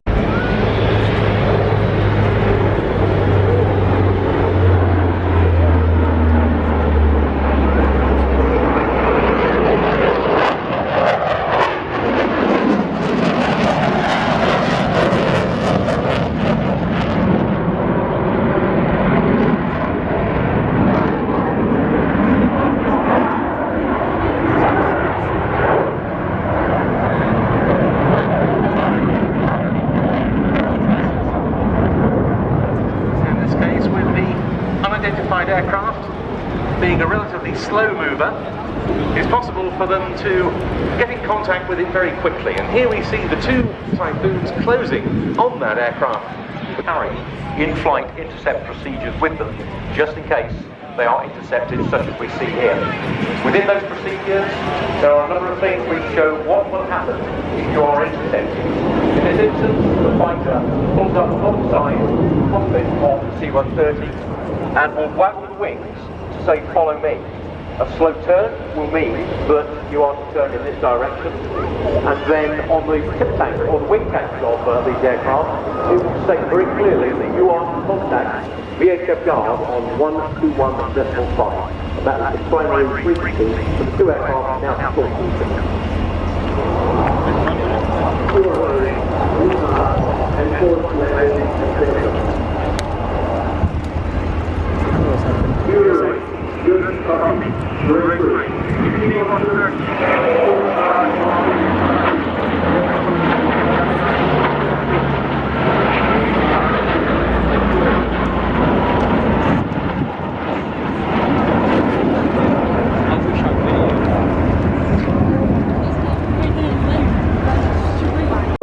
Contact them on guard 121.5. Again, if radio contact is not established, then there's a number of other orders that can be done just by the use of boards that will say follow me and land here.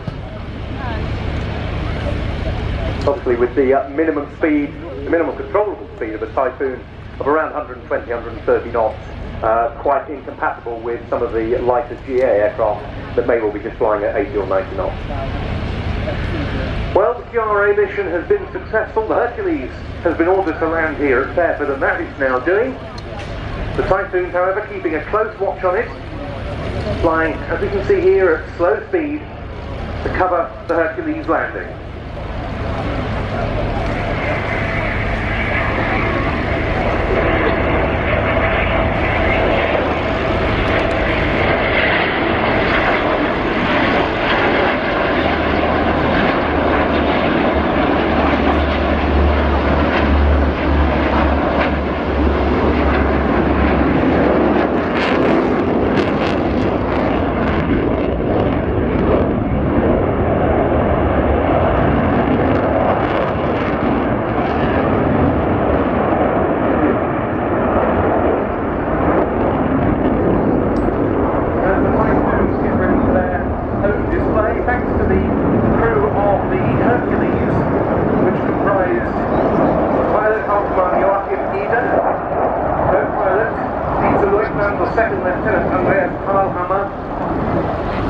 Engineer, Vize-Leutnant Harald Lummerstorfer, and two loadmasters, Vize-Leutnant Josef Demmel and Bernhard Diesinger. In from Cologne now, the Austrian Typhoons.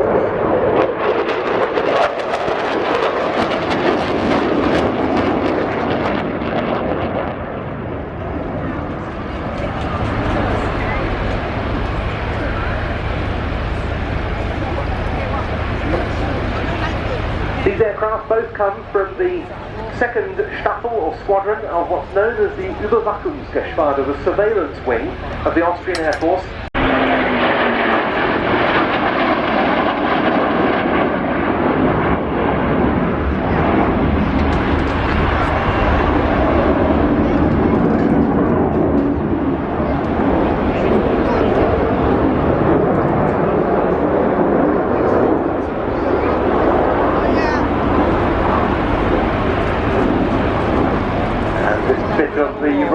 Can only really be described as the lull before the storm. A little bit of close formation, followed by outbound on the V-axis, a split into a fantastic roll demo of air-to-air combat.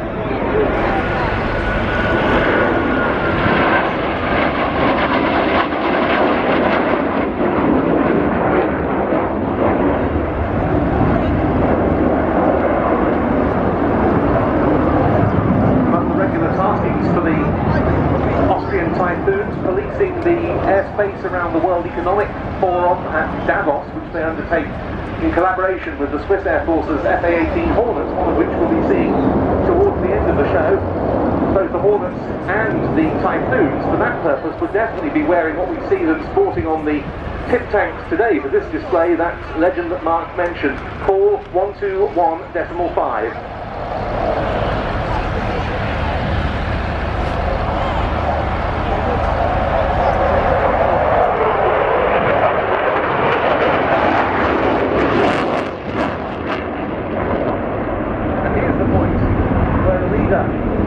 Calling the words, fights on. And immediately looking for to emerge as they cross in front of us.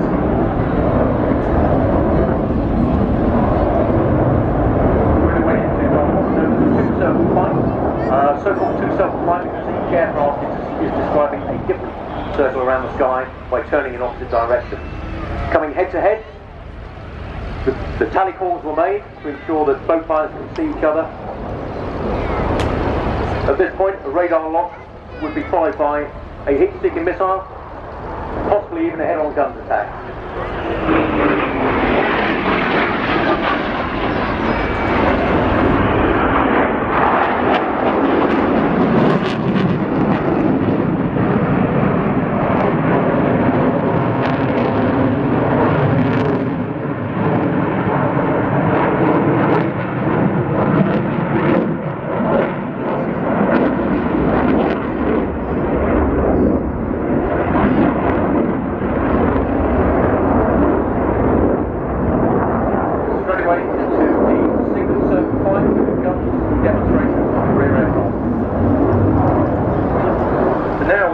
Changing position, and this of course is exactly the sort of thing that would go on in just such a training scenario.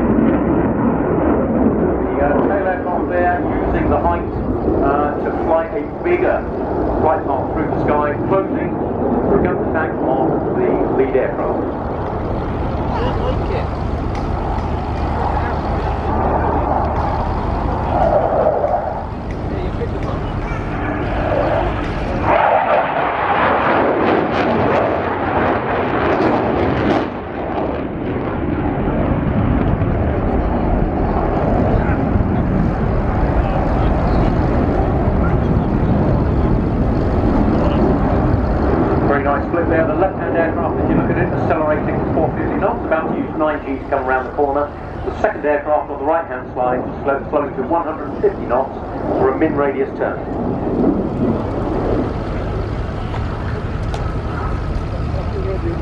And what we'll see here is a demonstration of what they call high versus low energy merge. So we've got the high energy aircraft in from the left, low energy from the right.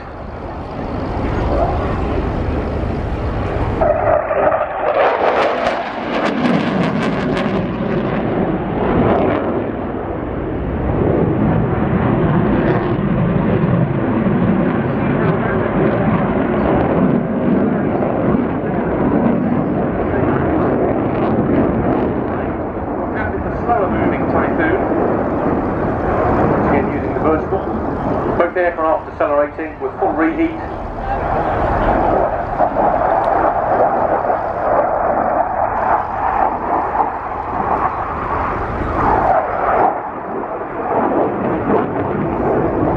Flip air, suspension cross turn, accelerating to 400 knots and back into back formation, which is a defensive formation of aircraft in the tactical environment.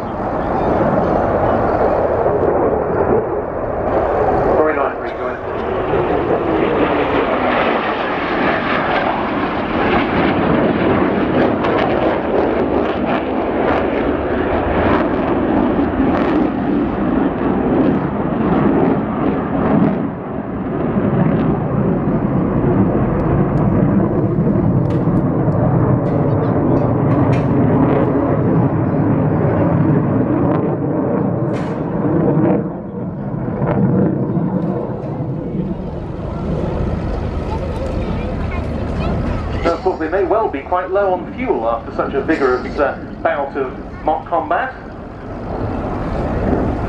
Good reason to be able to rehearse this in the overhead and not 100 miles away over the North Sea. But what we'll see them here doing is making a rapid descent back to their home base. The mock combat complete. Cleared to land by air traffic control.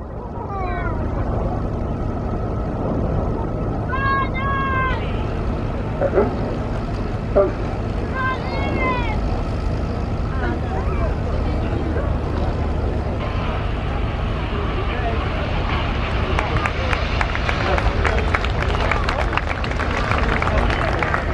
fantastic demonstration by the Austrian Air Force, but now just before the next item, over to George. Yes, thank you, Ben. Most helpful indeed. Well, as the heat increases during the day, unsurprisingly, we are experiencing a number of welfare issues around the showground today. So please, may I stress once again, please wear a hat if you can, put on some sunscreen.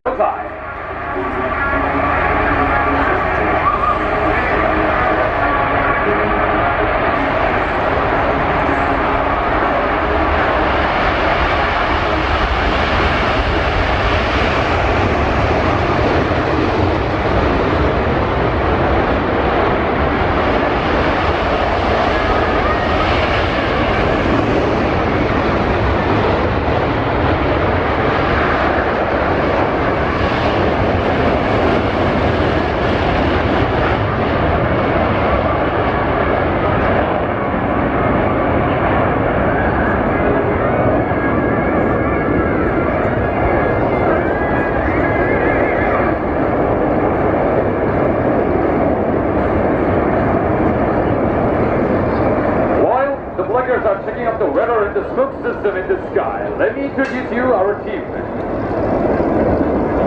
Firstly, our team leader, number 1, Major Yang Wen-ho. Number 1, Aircraft Crew Chief, Senior Master Sergeant Choi Hee-sik. Number 2, Lieutenant Black Eagles from Republic of Korea.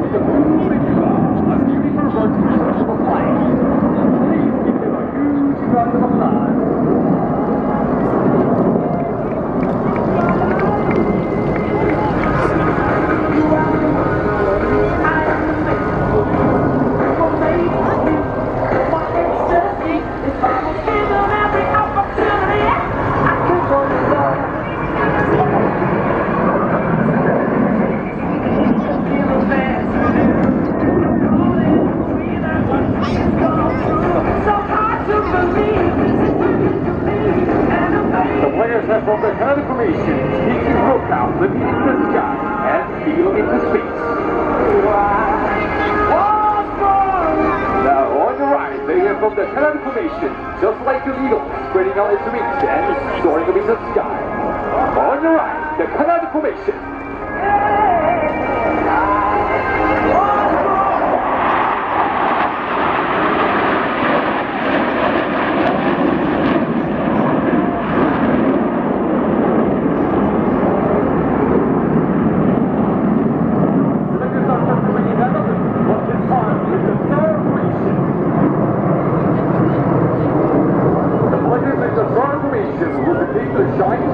Demonstrate strong power of Republic of Korea Air Force.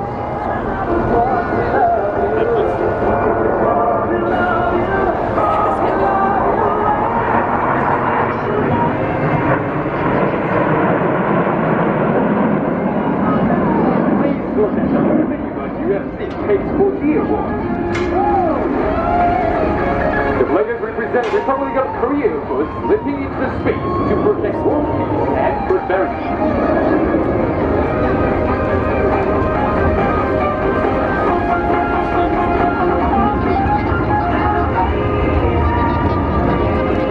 Ladies and gentlemen, flaggers are now descending with the diamond formation.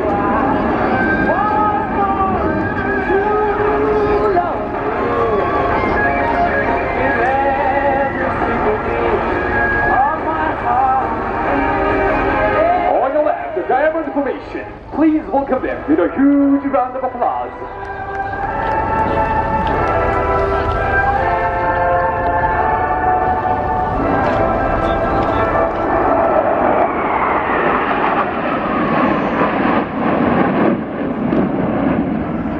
The next formation you are seeing now is the Albatross formation, symbolizing the wheel of lookout, dreaming of great leaps, infinity and beyond.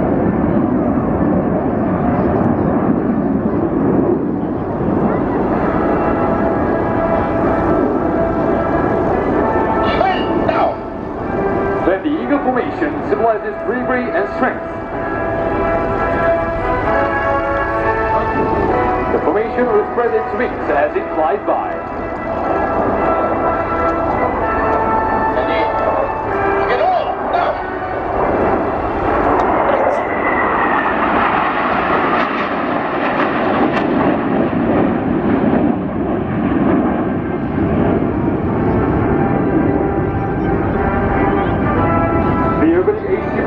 Change is a world-class feat that requires extremely well-trained teamwork and mutual trust. You can see them from the blankets and the blankets only. Keep your attention to the right, please. Blankets have formed the victory formation. And now, they're about to demonstrate the roll maneuver, rotating a full 360 degrees. You will see precise and magnificent roll maneuver while they're coming into the display data. Ladies and gentlemen, on your right, the roll maneuver.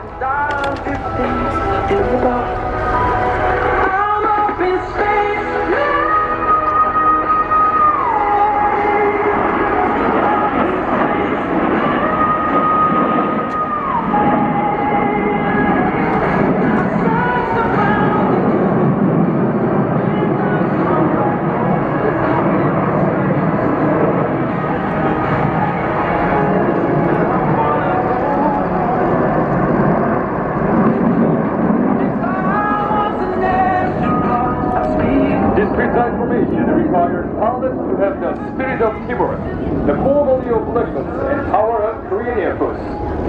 The pilots are concentrating on teamwork down to sound of their breath to maintain this HT formation. Teamwork is the symbol of the blackness and the competence of Republic of Korea Air Force. The next maneuver, coming from the left this time, is the 4-ton roll maneuver. 8 labels will simultaneously roll after the leaders fall to greet our distinguished guests. Ladies and gentlemen, behold for this wonderful maneuver.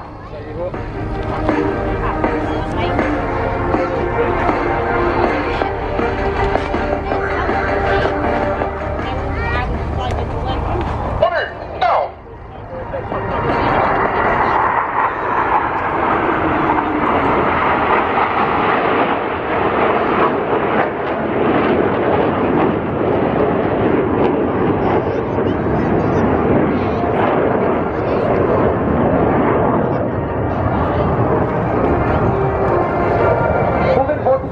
Center now.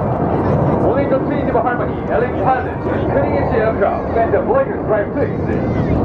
Blankets is crystallized with the Republic of Korea's cutting-edge aviation technology, maintenance capability, and outstanding pilots representing the Republic of Korea Air Force. For the vertical and the show center now, blankets are preparing for the most spectacular maneuvers to the center.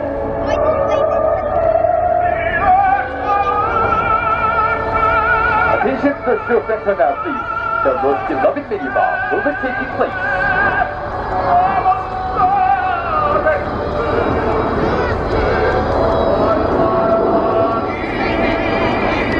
Ladies and gentlemen, the fantastic rainbow maneuver.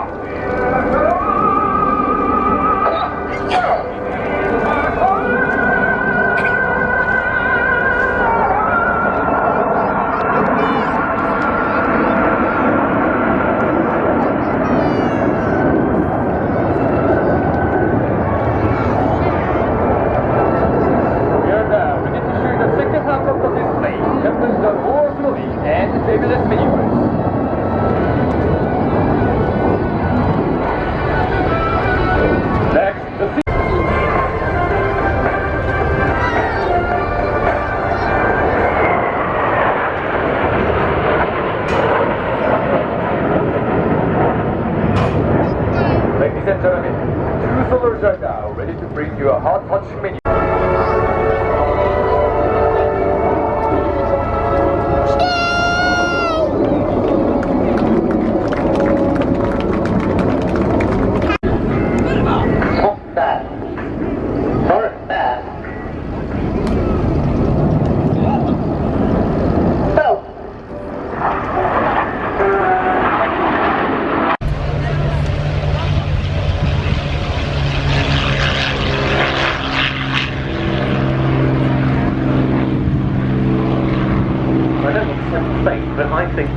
the very calm winds today means we could well be on for the rest of the day.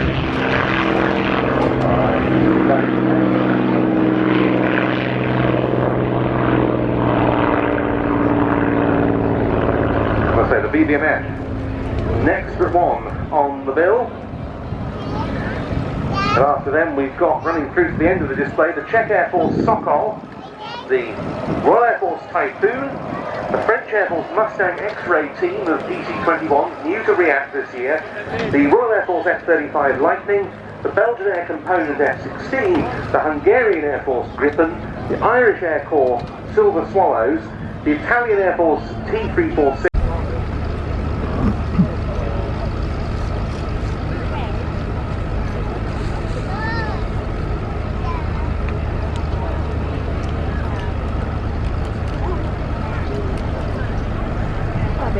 running in from the right. It's from the 7th Special Operations Squadron, the Bell Boeing CD-22B Osprey.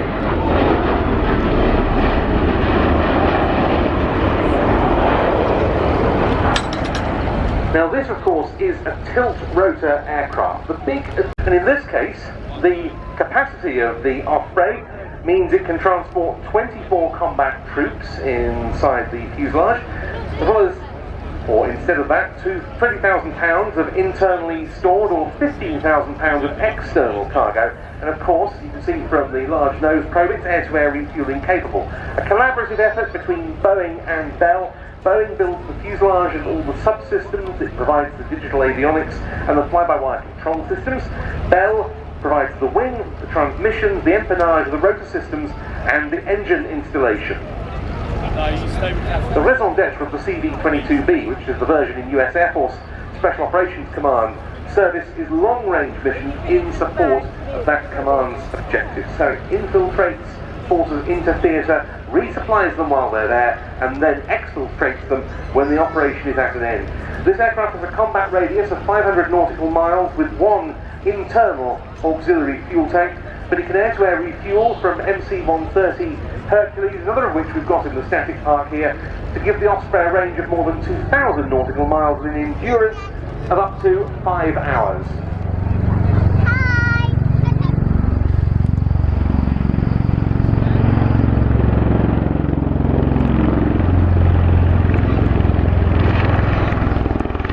An initial pass of 240 knots, just shy of its maximum speed of 280 knots. You can see that the tilt rotor is there at about 20 degrees from the vertical, slowing the aircraft down to about 80 knots as it turns back around to the right to run back down the A axis. The Osprey entered US military service with the US Marine Corps in the MV-22B guise, which we've also seen here at RIAT in the past. This version has more fuel capacity than that. The Hurricane Spitfire make their way onto the display line. So please give them a big round of applause and a big cheer for the Royal Air Force Battle of Britain Memorial Flight display for 2022.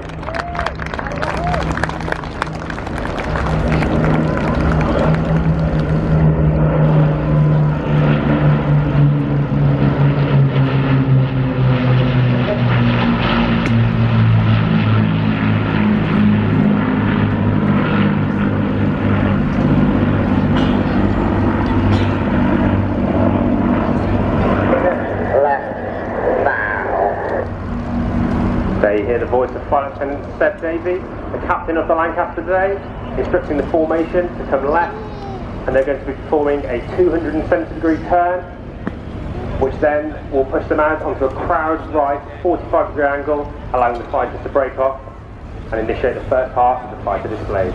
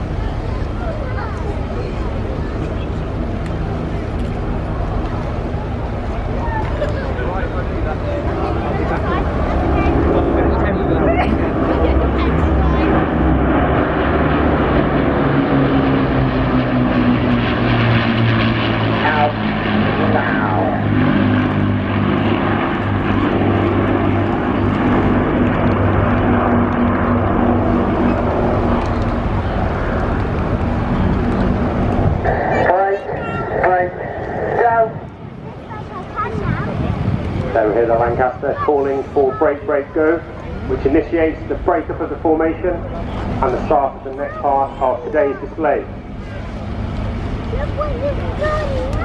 Hurricane Ella 363 today.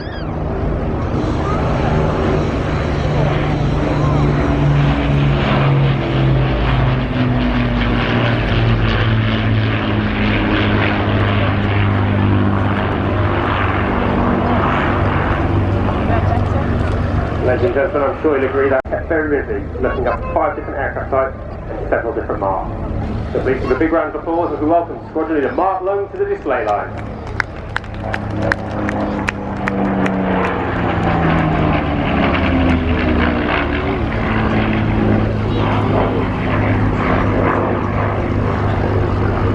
Here we see Mark Hullinger. He's now going to roll left, pull right, and then come back down the hill, lining yourself up for the first of the high-speed passes.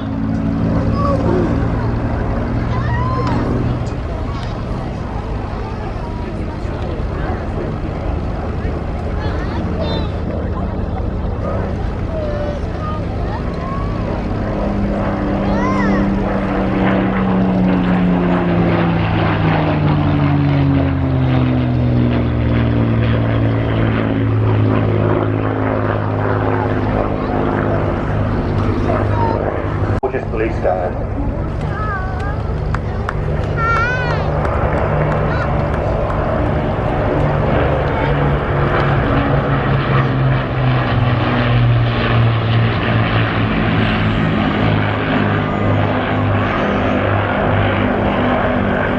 The A474 was built at the Vickers Armstrong Broughton factory at Harden, completed on the 31st of May 1945. The war in Europe had ended a few weeks earlier, so the aircraft was modified for Far East operations against the Japanese as part of the Tiger Force, and was first flown in this configuration in August 1945. Combat operations in the Far East also ended before the aircraft could be deployed, and instead it was stored with just 3 hours and 10 minutes on the airframe.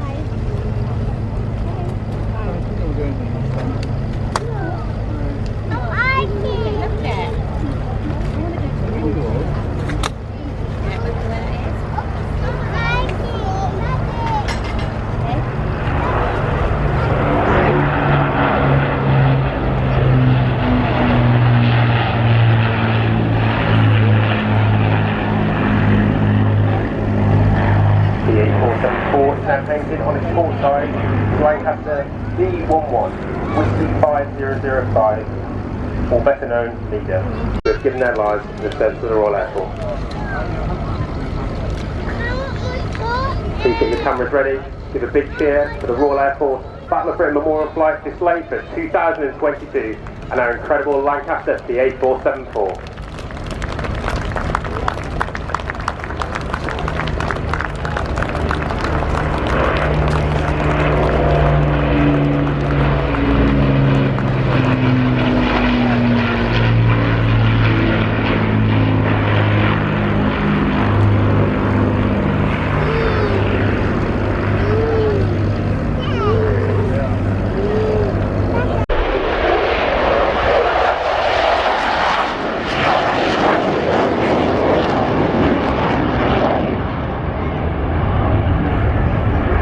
Demonstrated a phenomenal performance in those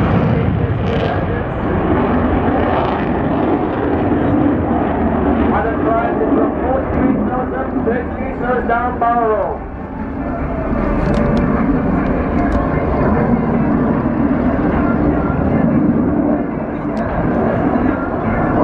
Adam is now going to perform onto the cloud line, accelerating the aircraft up to 600 miles an hour for a high-speed pass, followed by an on-cloud Barrow Roll.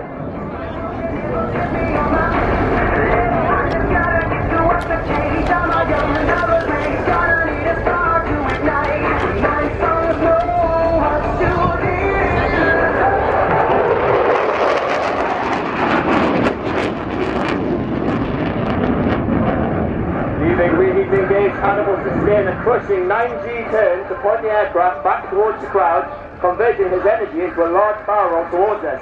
Adam will accelerate the course in front of you and rapidly roll away, ready for the double corkscrew.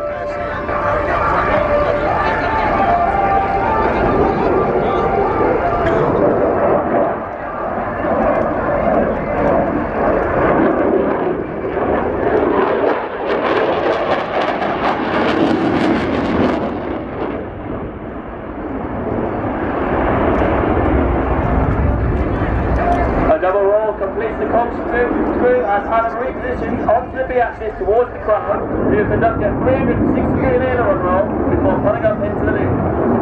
At this point, ladies and gentlemen, get your cameras ready. You'll get a good view of the underside of this year's special livery, the Blackjack, designed by Mr. Adam Johnson and the Typhoon display team.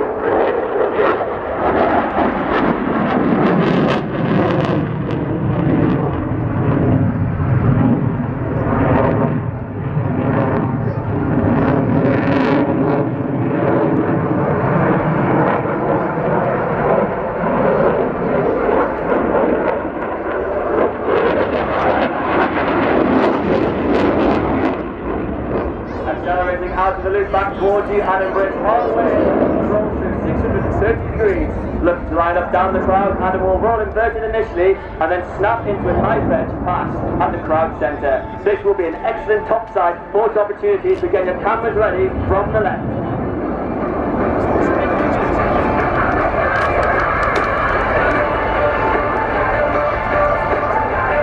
Rolling upside down. 90 degrees angle of bound, giving a fantastic view of the top side of Blackjack. If that wasn't enough, it goes upside down one more time. Kind of the strap, upside down for this one. Engaging read, ready, reflexing back towards the ground.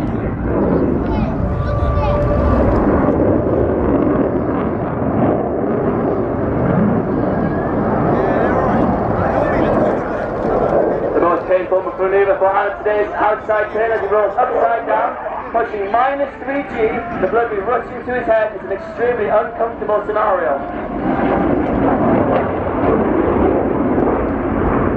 If that wasn't enough for you, Adam then snaps the aircraft to convert this negative into positive, pulling 9G. That's 9 times the force of gravity. At this force, his body weighs the same as a Formula 1 racing car. That manoeuvre there with a staggering change of 12G as the balloon now tries to leave his head and rush to his toes. Ready for 1,260 degrees aileron from the left.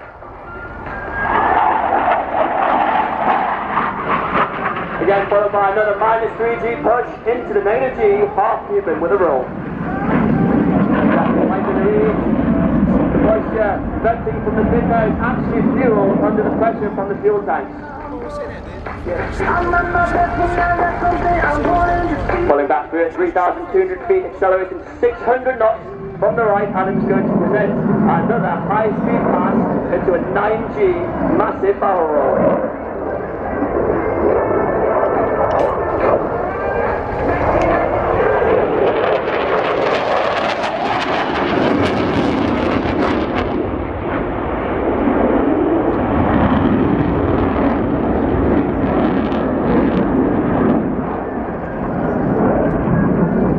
The Typhoon is controlled by four flight control computers. This is the fly-by-wire system. The control column is actually not physically connected to the control surfaces. Demonstrating the deceleration from 600 knots down to 120 miles an hour, he's now going to demonstrate the carefree handling characteristics of the Eurofighter. As the Alpha builds, you'll see his nose raised up to 24, angle of attack, 120 miles an hour towards us.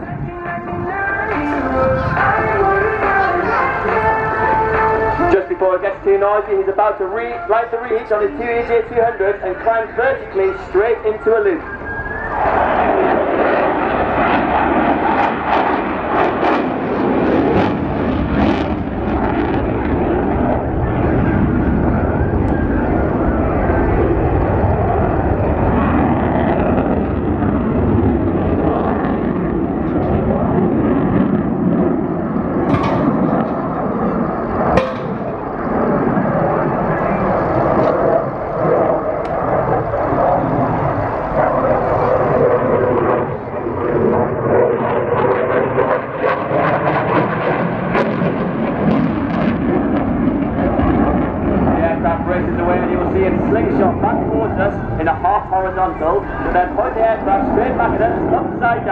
Give Adam a wave as he will have an excellent view of us as he rolls through 450 degrees with 40 degrees nose down.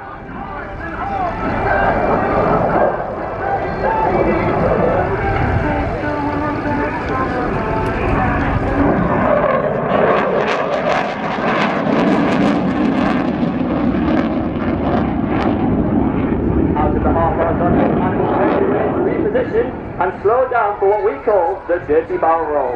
Adam will configure the aircraft with the undercarriage down, the landing lamps on. He'll then retract the undercarriage right in front of you before righting the reeds to then accelerate. With the gear down, you'll pitch up to 40 degrees nose up and 30 degrees nose down, again demonstrating the fantastic carefree handling of the Eurofighter.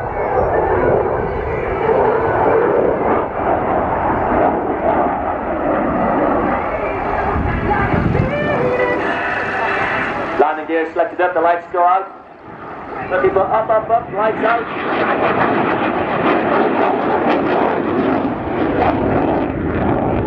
Energy is now building for a series of 9G maneuvers. As we near the end, Adam once again will descend for a low, fast pass before carrying out a half horizontal.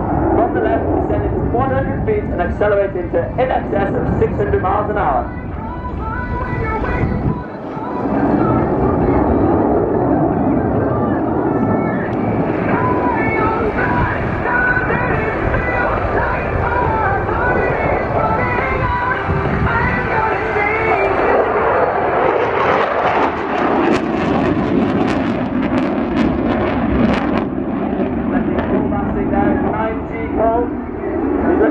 At approximately 4,000 feet before another 450 degrees of aileron. Carrying this energy, Adam is able to now max perform the aircraft through a 360 degree maximum rate turn right in front of you.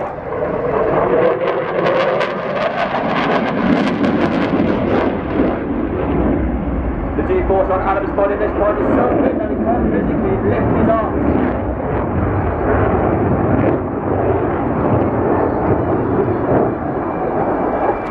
Whoever can turn quicker in a dogfight maintaining energy is more likely to get into a position to release a weapon or shoot a missile.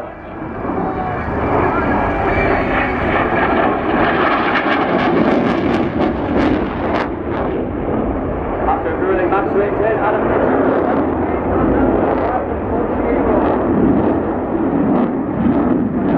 final half cubic, bringing him down for a fast pass.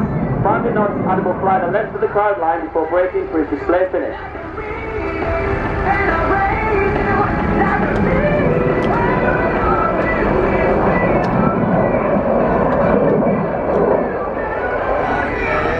Degree aileron roll, another 9G pull.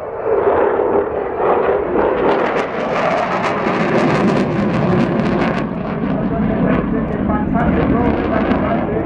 Adam's now going to accelerate to 550 miles an hour, pulling up into the vertical to do his display departure. Top ceiling height of the Typhoon, 55,000 feet. It will go higher, but the pilot would need to wear a spacesuit.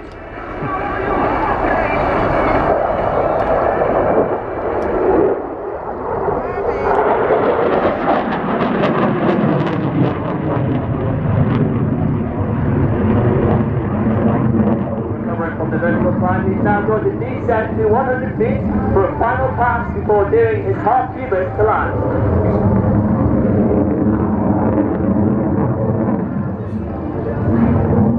Ladies and gentlemen, boys and girls, get your cameras ready for the final pass, the final photo opportunity. Adam is going to dip his wing at 450 miles an hour, so be sure to give a massive wave. This is how legends are made.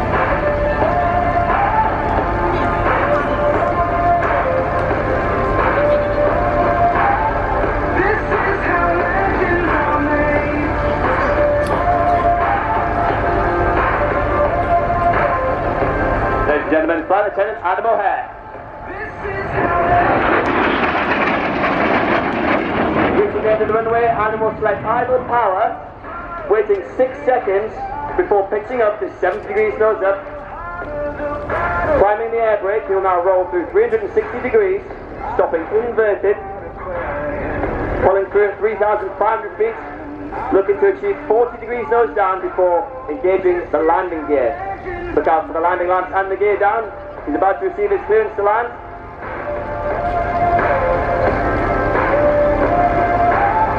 This is how legends are made.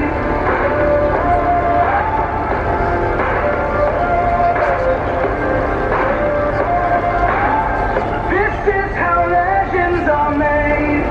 Like iron from the fire. Ladies and gentlemen, boys and girls, that was your 2022 Royal Air Force Typhoon display. Thank you for all your support and coming to watch us here at the Royal International Air Tattoo 2022. Be sure to come and visit our stand over at the RIAT Village to meet the team, grab a brochure and ask any questions. Force, and here it comes, in from the right.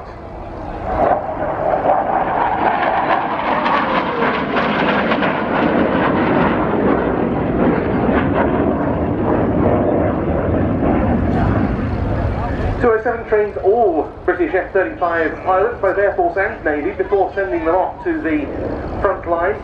And this now includes day and night carrier qualifications. It's an entirely joint squadron with about 50% Royal Navy and RAF personnel. This in the lead up to the intended formation next year of 809 Naval Air Squadron as the first Royal Navy Lightning unit.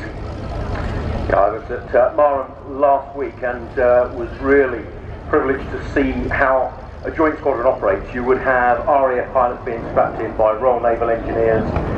Interoperability is the key word there. And the aircraft is literally just back from a number of operations and exercises around the world. Finland deployment, advanced medium-range air-to-air missile, which is a long-range radar-guided missile, and advanced short-range air-to-air missile, which is an IR short-range missile. Also carries paveway 4 and has a 25mm internal gun. Emphasising the joint service nature of the Lightning operation, the appearance in the flying today is being flown by a Royal Navy pilot, Lieutenant Commander Nick Smith.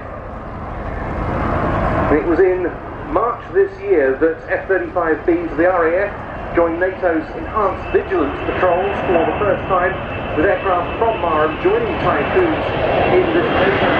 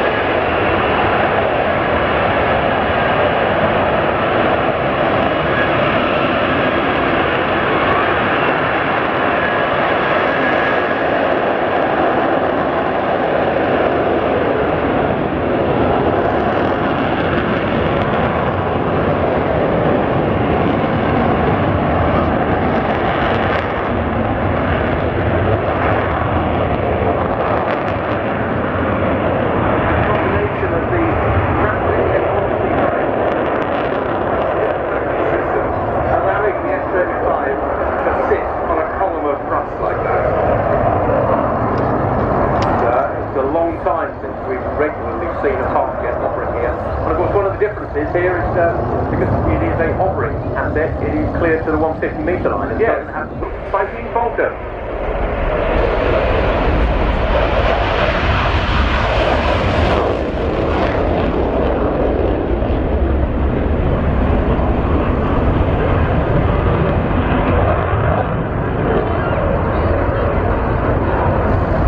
The pilot is Commandant Aviateur Stephen de Vries, as Mark said, call sign Vriska, and he is a really notable aviator because he became the first non-American pilot to clock up 5,000 flying hours on the F-16.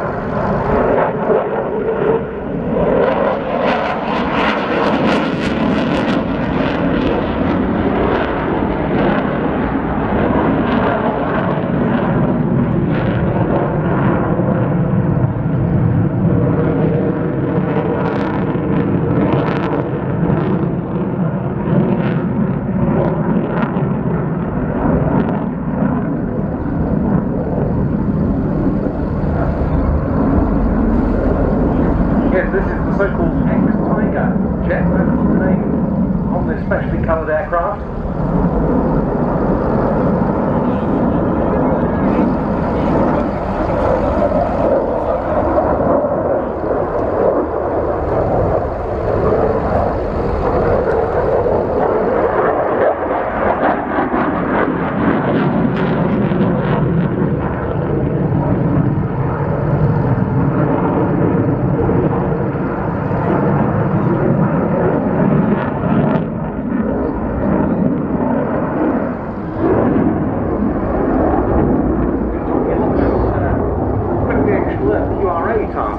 Today, and nowadays the Belgian F-16 share QRA responsibility for the Benelux countries with the Dutch F-16 fleet.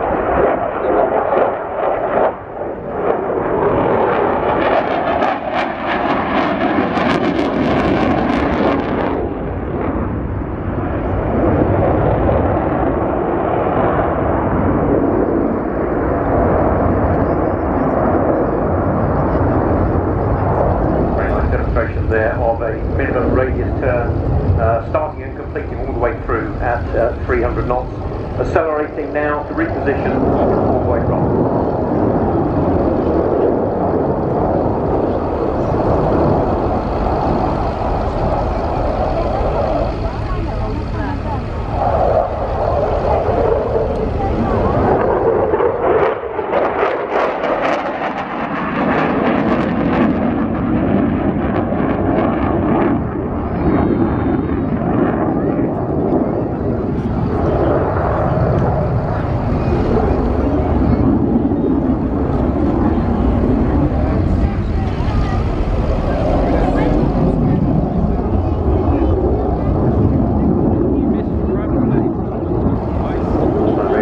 To 45 for an 8.3 G pull-up.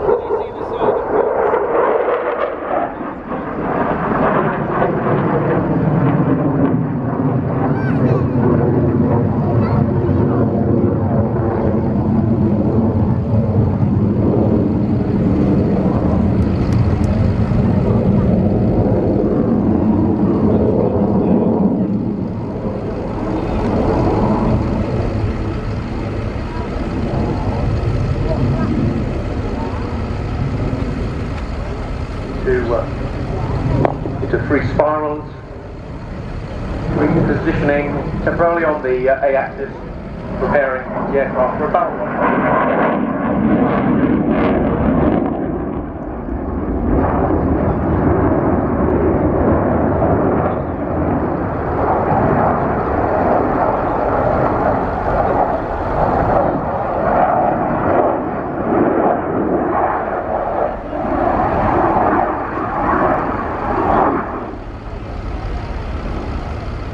And now the slow speed portion of this display. When the F-16 first appeared in the mid-1970s, this I know was one of the things that was most impressive about it, was the fact that it could fly under complete control so slowly, thanks of course to the fly-by-wire system, a relatively new innovation in those days. Huge angle of attack. That has got to be about 25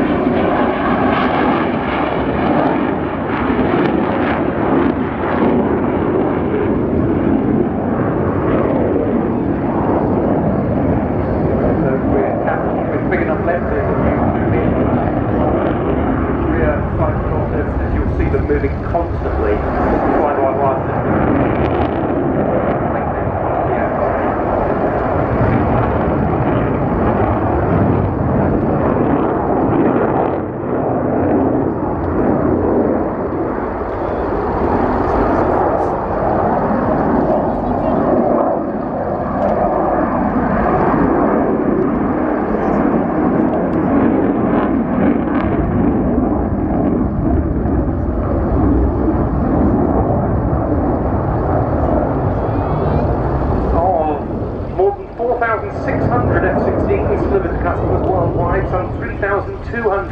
Are still in operational, and of course it's still in production by Lockheed Martin. The new Block 70, representing the latest standard of F-16. And among the new nations who are shortly going to see the Viper entering service are Bulgaria and Slovakia, both with that version.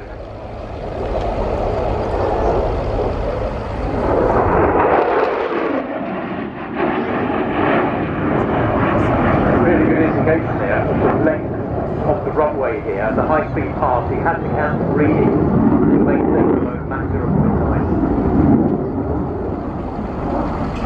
Quite often on the smaller shows, the aircraft will have readings selected for the entire flight line duration, but with it being almost 2 static miles here, unable to do that, stay within the speed constraints. Slowing the aircraft down now. Gate height of 2,500 feet for safety pilot. The aircraft under control, lining up on the runway. It's Viper display at the Air Tattoo as he rolls past. Over quickly to George. Yes, thank you, Ben. I agree. Terrific. The address issue. The 346 is a radar-equipped multi-role line fighter and represents a highly cost-effective tactical solution for modern battles. There's a spatial link between the Italian trainer 346 and the British aviation history. Her name, 346 Master, quite intentionally, takes after a British two-seat monoplane trainer, widely used by the Royal Air Force during the Second World War, the Miles M9 Master, designed by the epic engineer Frederick George Miles and his wife, pilot, engineer, draft woman and fuselage for the Roaring 30s, Maxine Blossom Miles, who later founded the Miles Aeronautical Technical School. Slow over flight.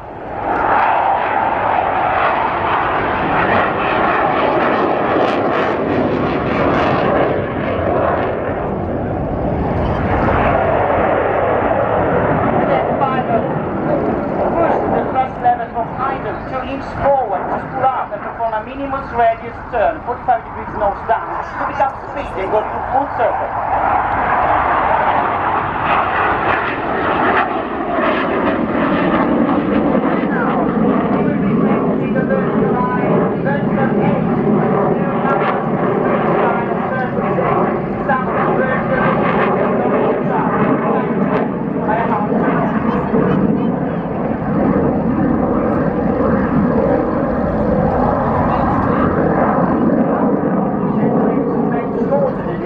Because of the minor energy speed involved, all these allow the maneuver to take the shape of the P08.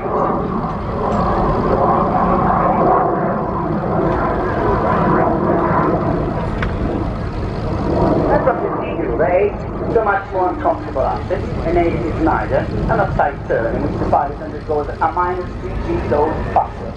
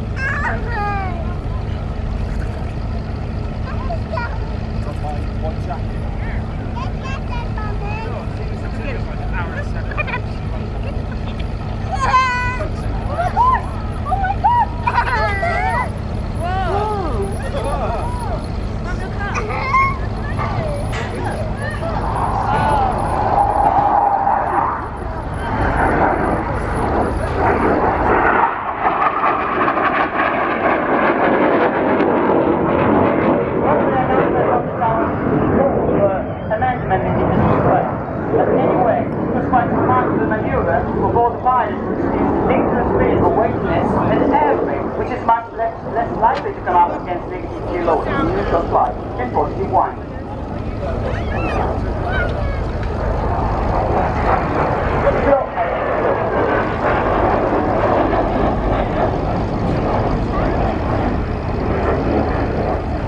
Since the acquisition by Italian Air Force in 2009, the Master, one of the most important international testers, and was selected by some of the most demanding air forces in the world, building the most advanced training aircraft available on the market, delivering first-class training and operational capabilities while keeping low operating costs.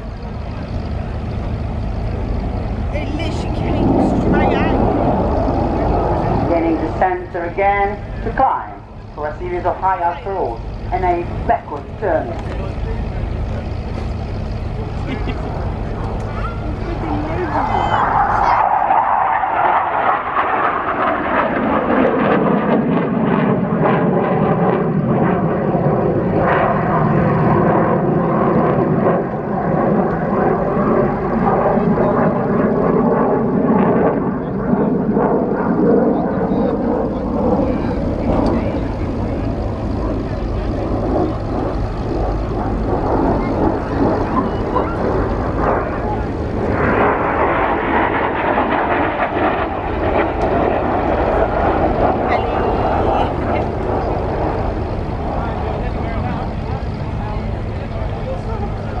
From food to cars, clothes and of course aircraft, Italian products are often associated with quality, high specialization and elegance.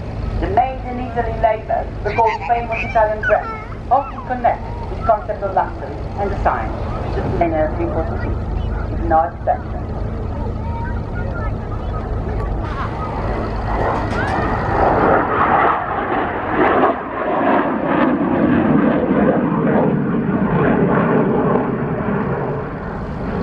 Frontal Immelman, aside from their unmistakable piloting skills, Major Emiliano Battistelli stands out for his good human qualities, which make him the ideal candidate for the brilliant leadership of tomorrow, in the face of the hard future challenges that loom large. Pilots and men like him offer the perspective of the glass half full.